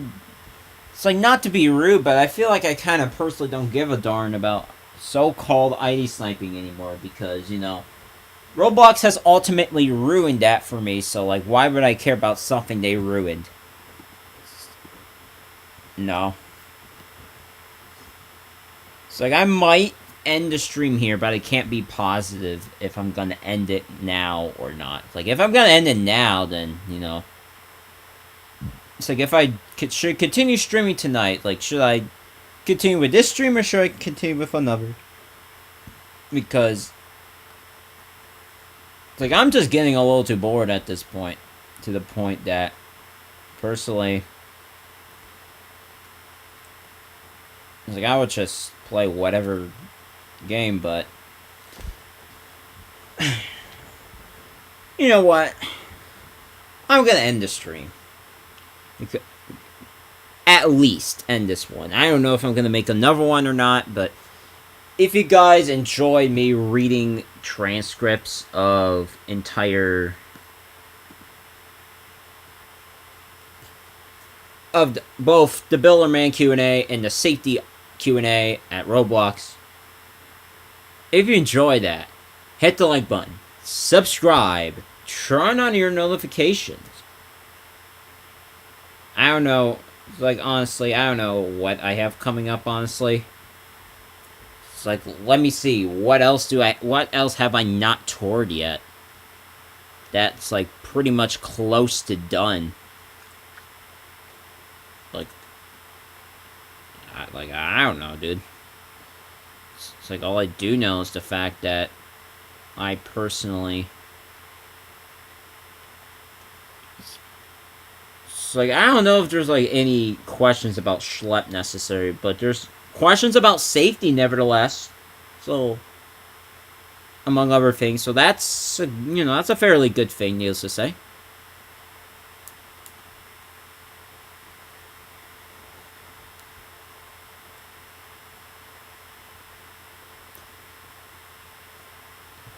So, yeah. Again, if you're just coming in, I'm going to end my stream at least. Let me know if I should continue my stream somewhere else or not. So yeah, I'm going to see you guys later. At least for a couple minutes, and then I'll come back with an answer. Maybe. It's like, if I don't stream again, it's because I'm not going to stream again. If I do stream again, then that'll be in a couple minutes. Like, random gameplay, trying to probably that experiment I done a couple weeks ago with Meep City, trying to beat that out. Because I don't know, how do you advertise your game at that point when the ad system that you used to know is gone? It's like I'm just stuck on the past, kind of. So yeah, I'll see you guys later, at least. At most, I'll see you guys later.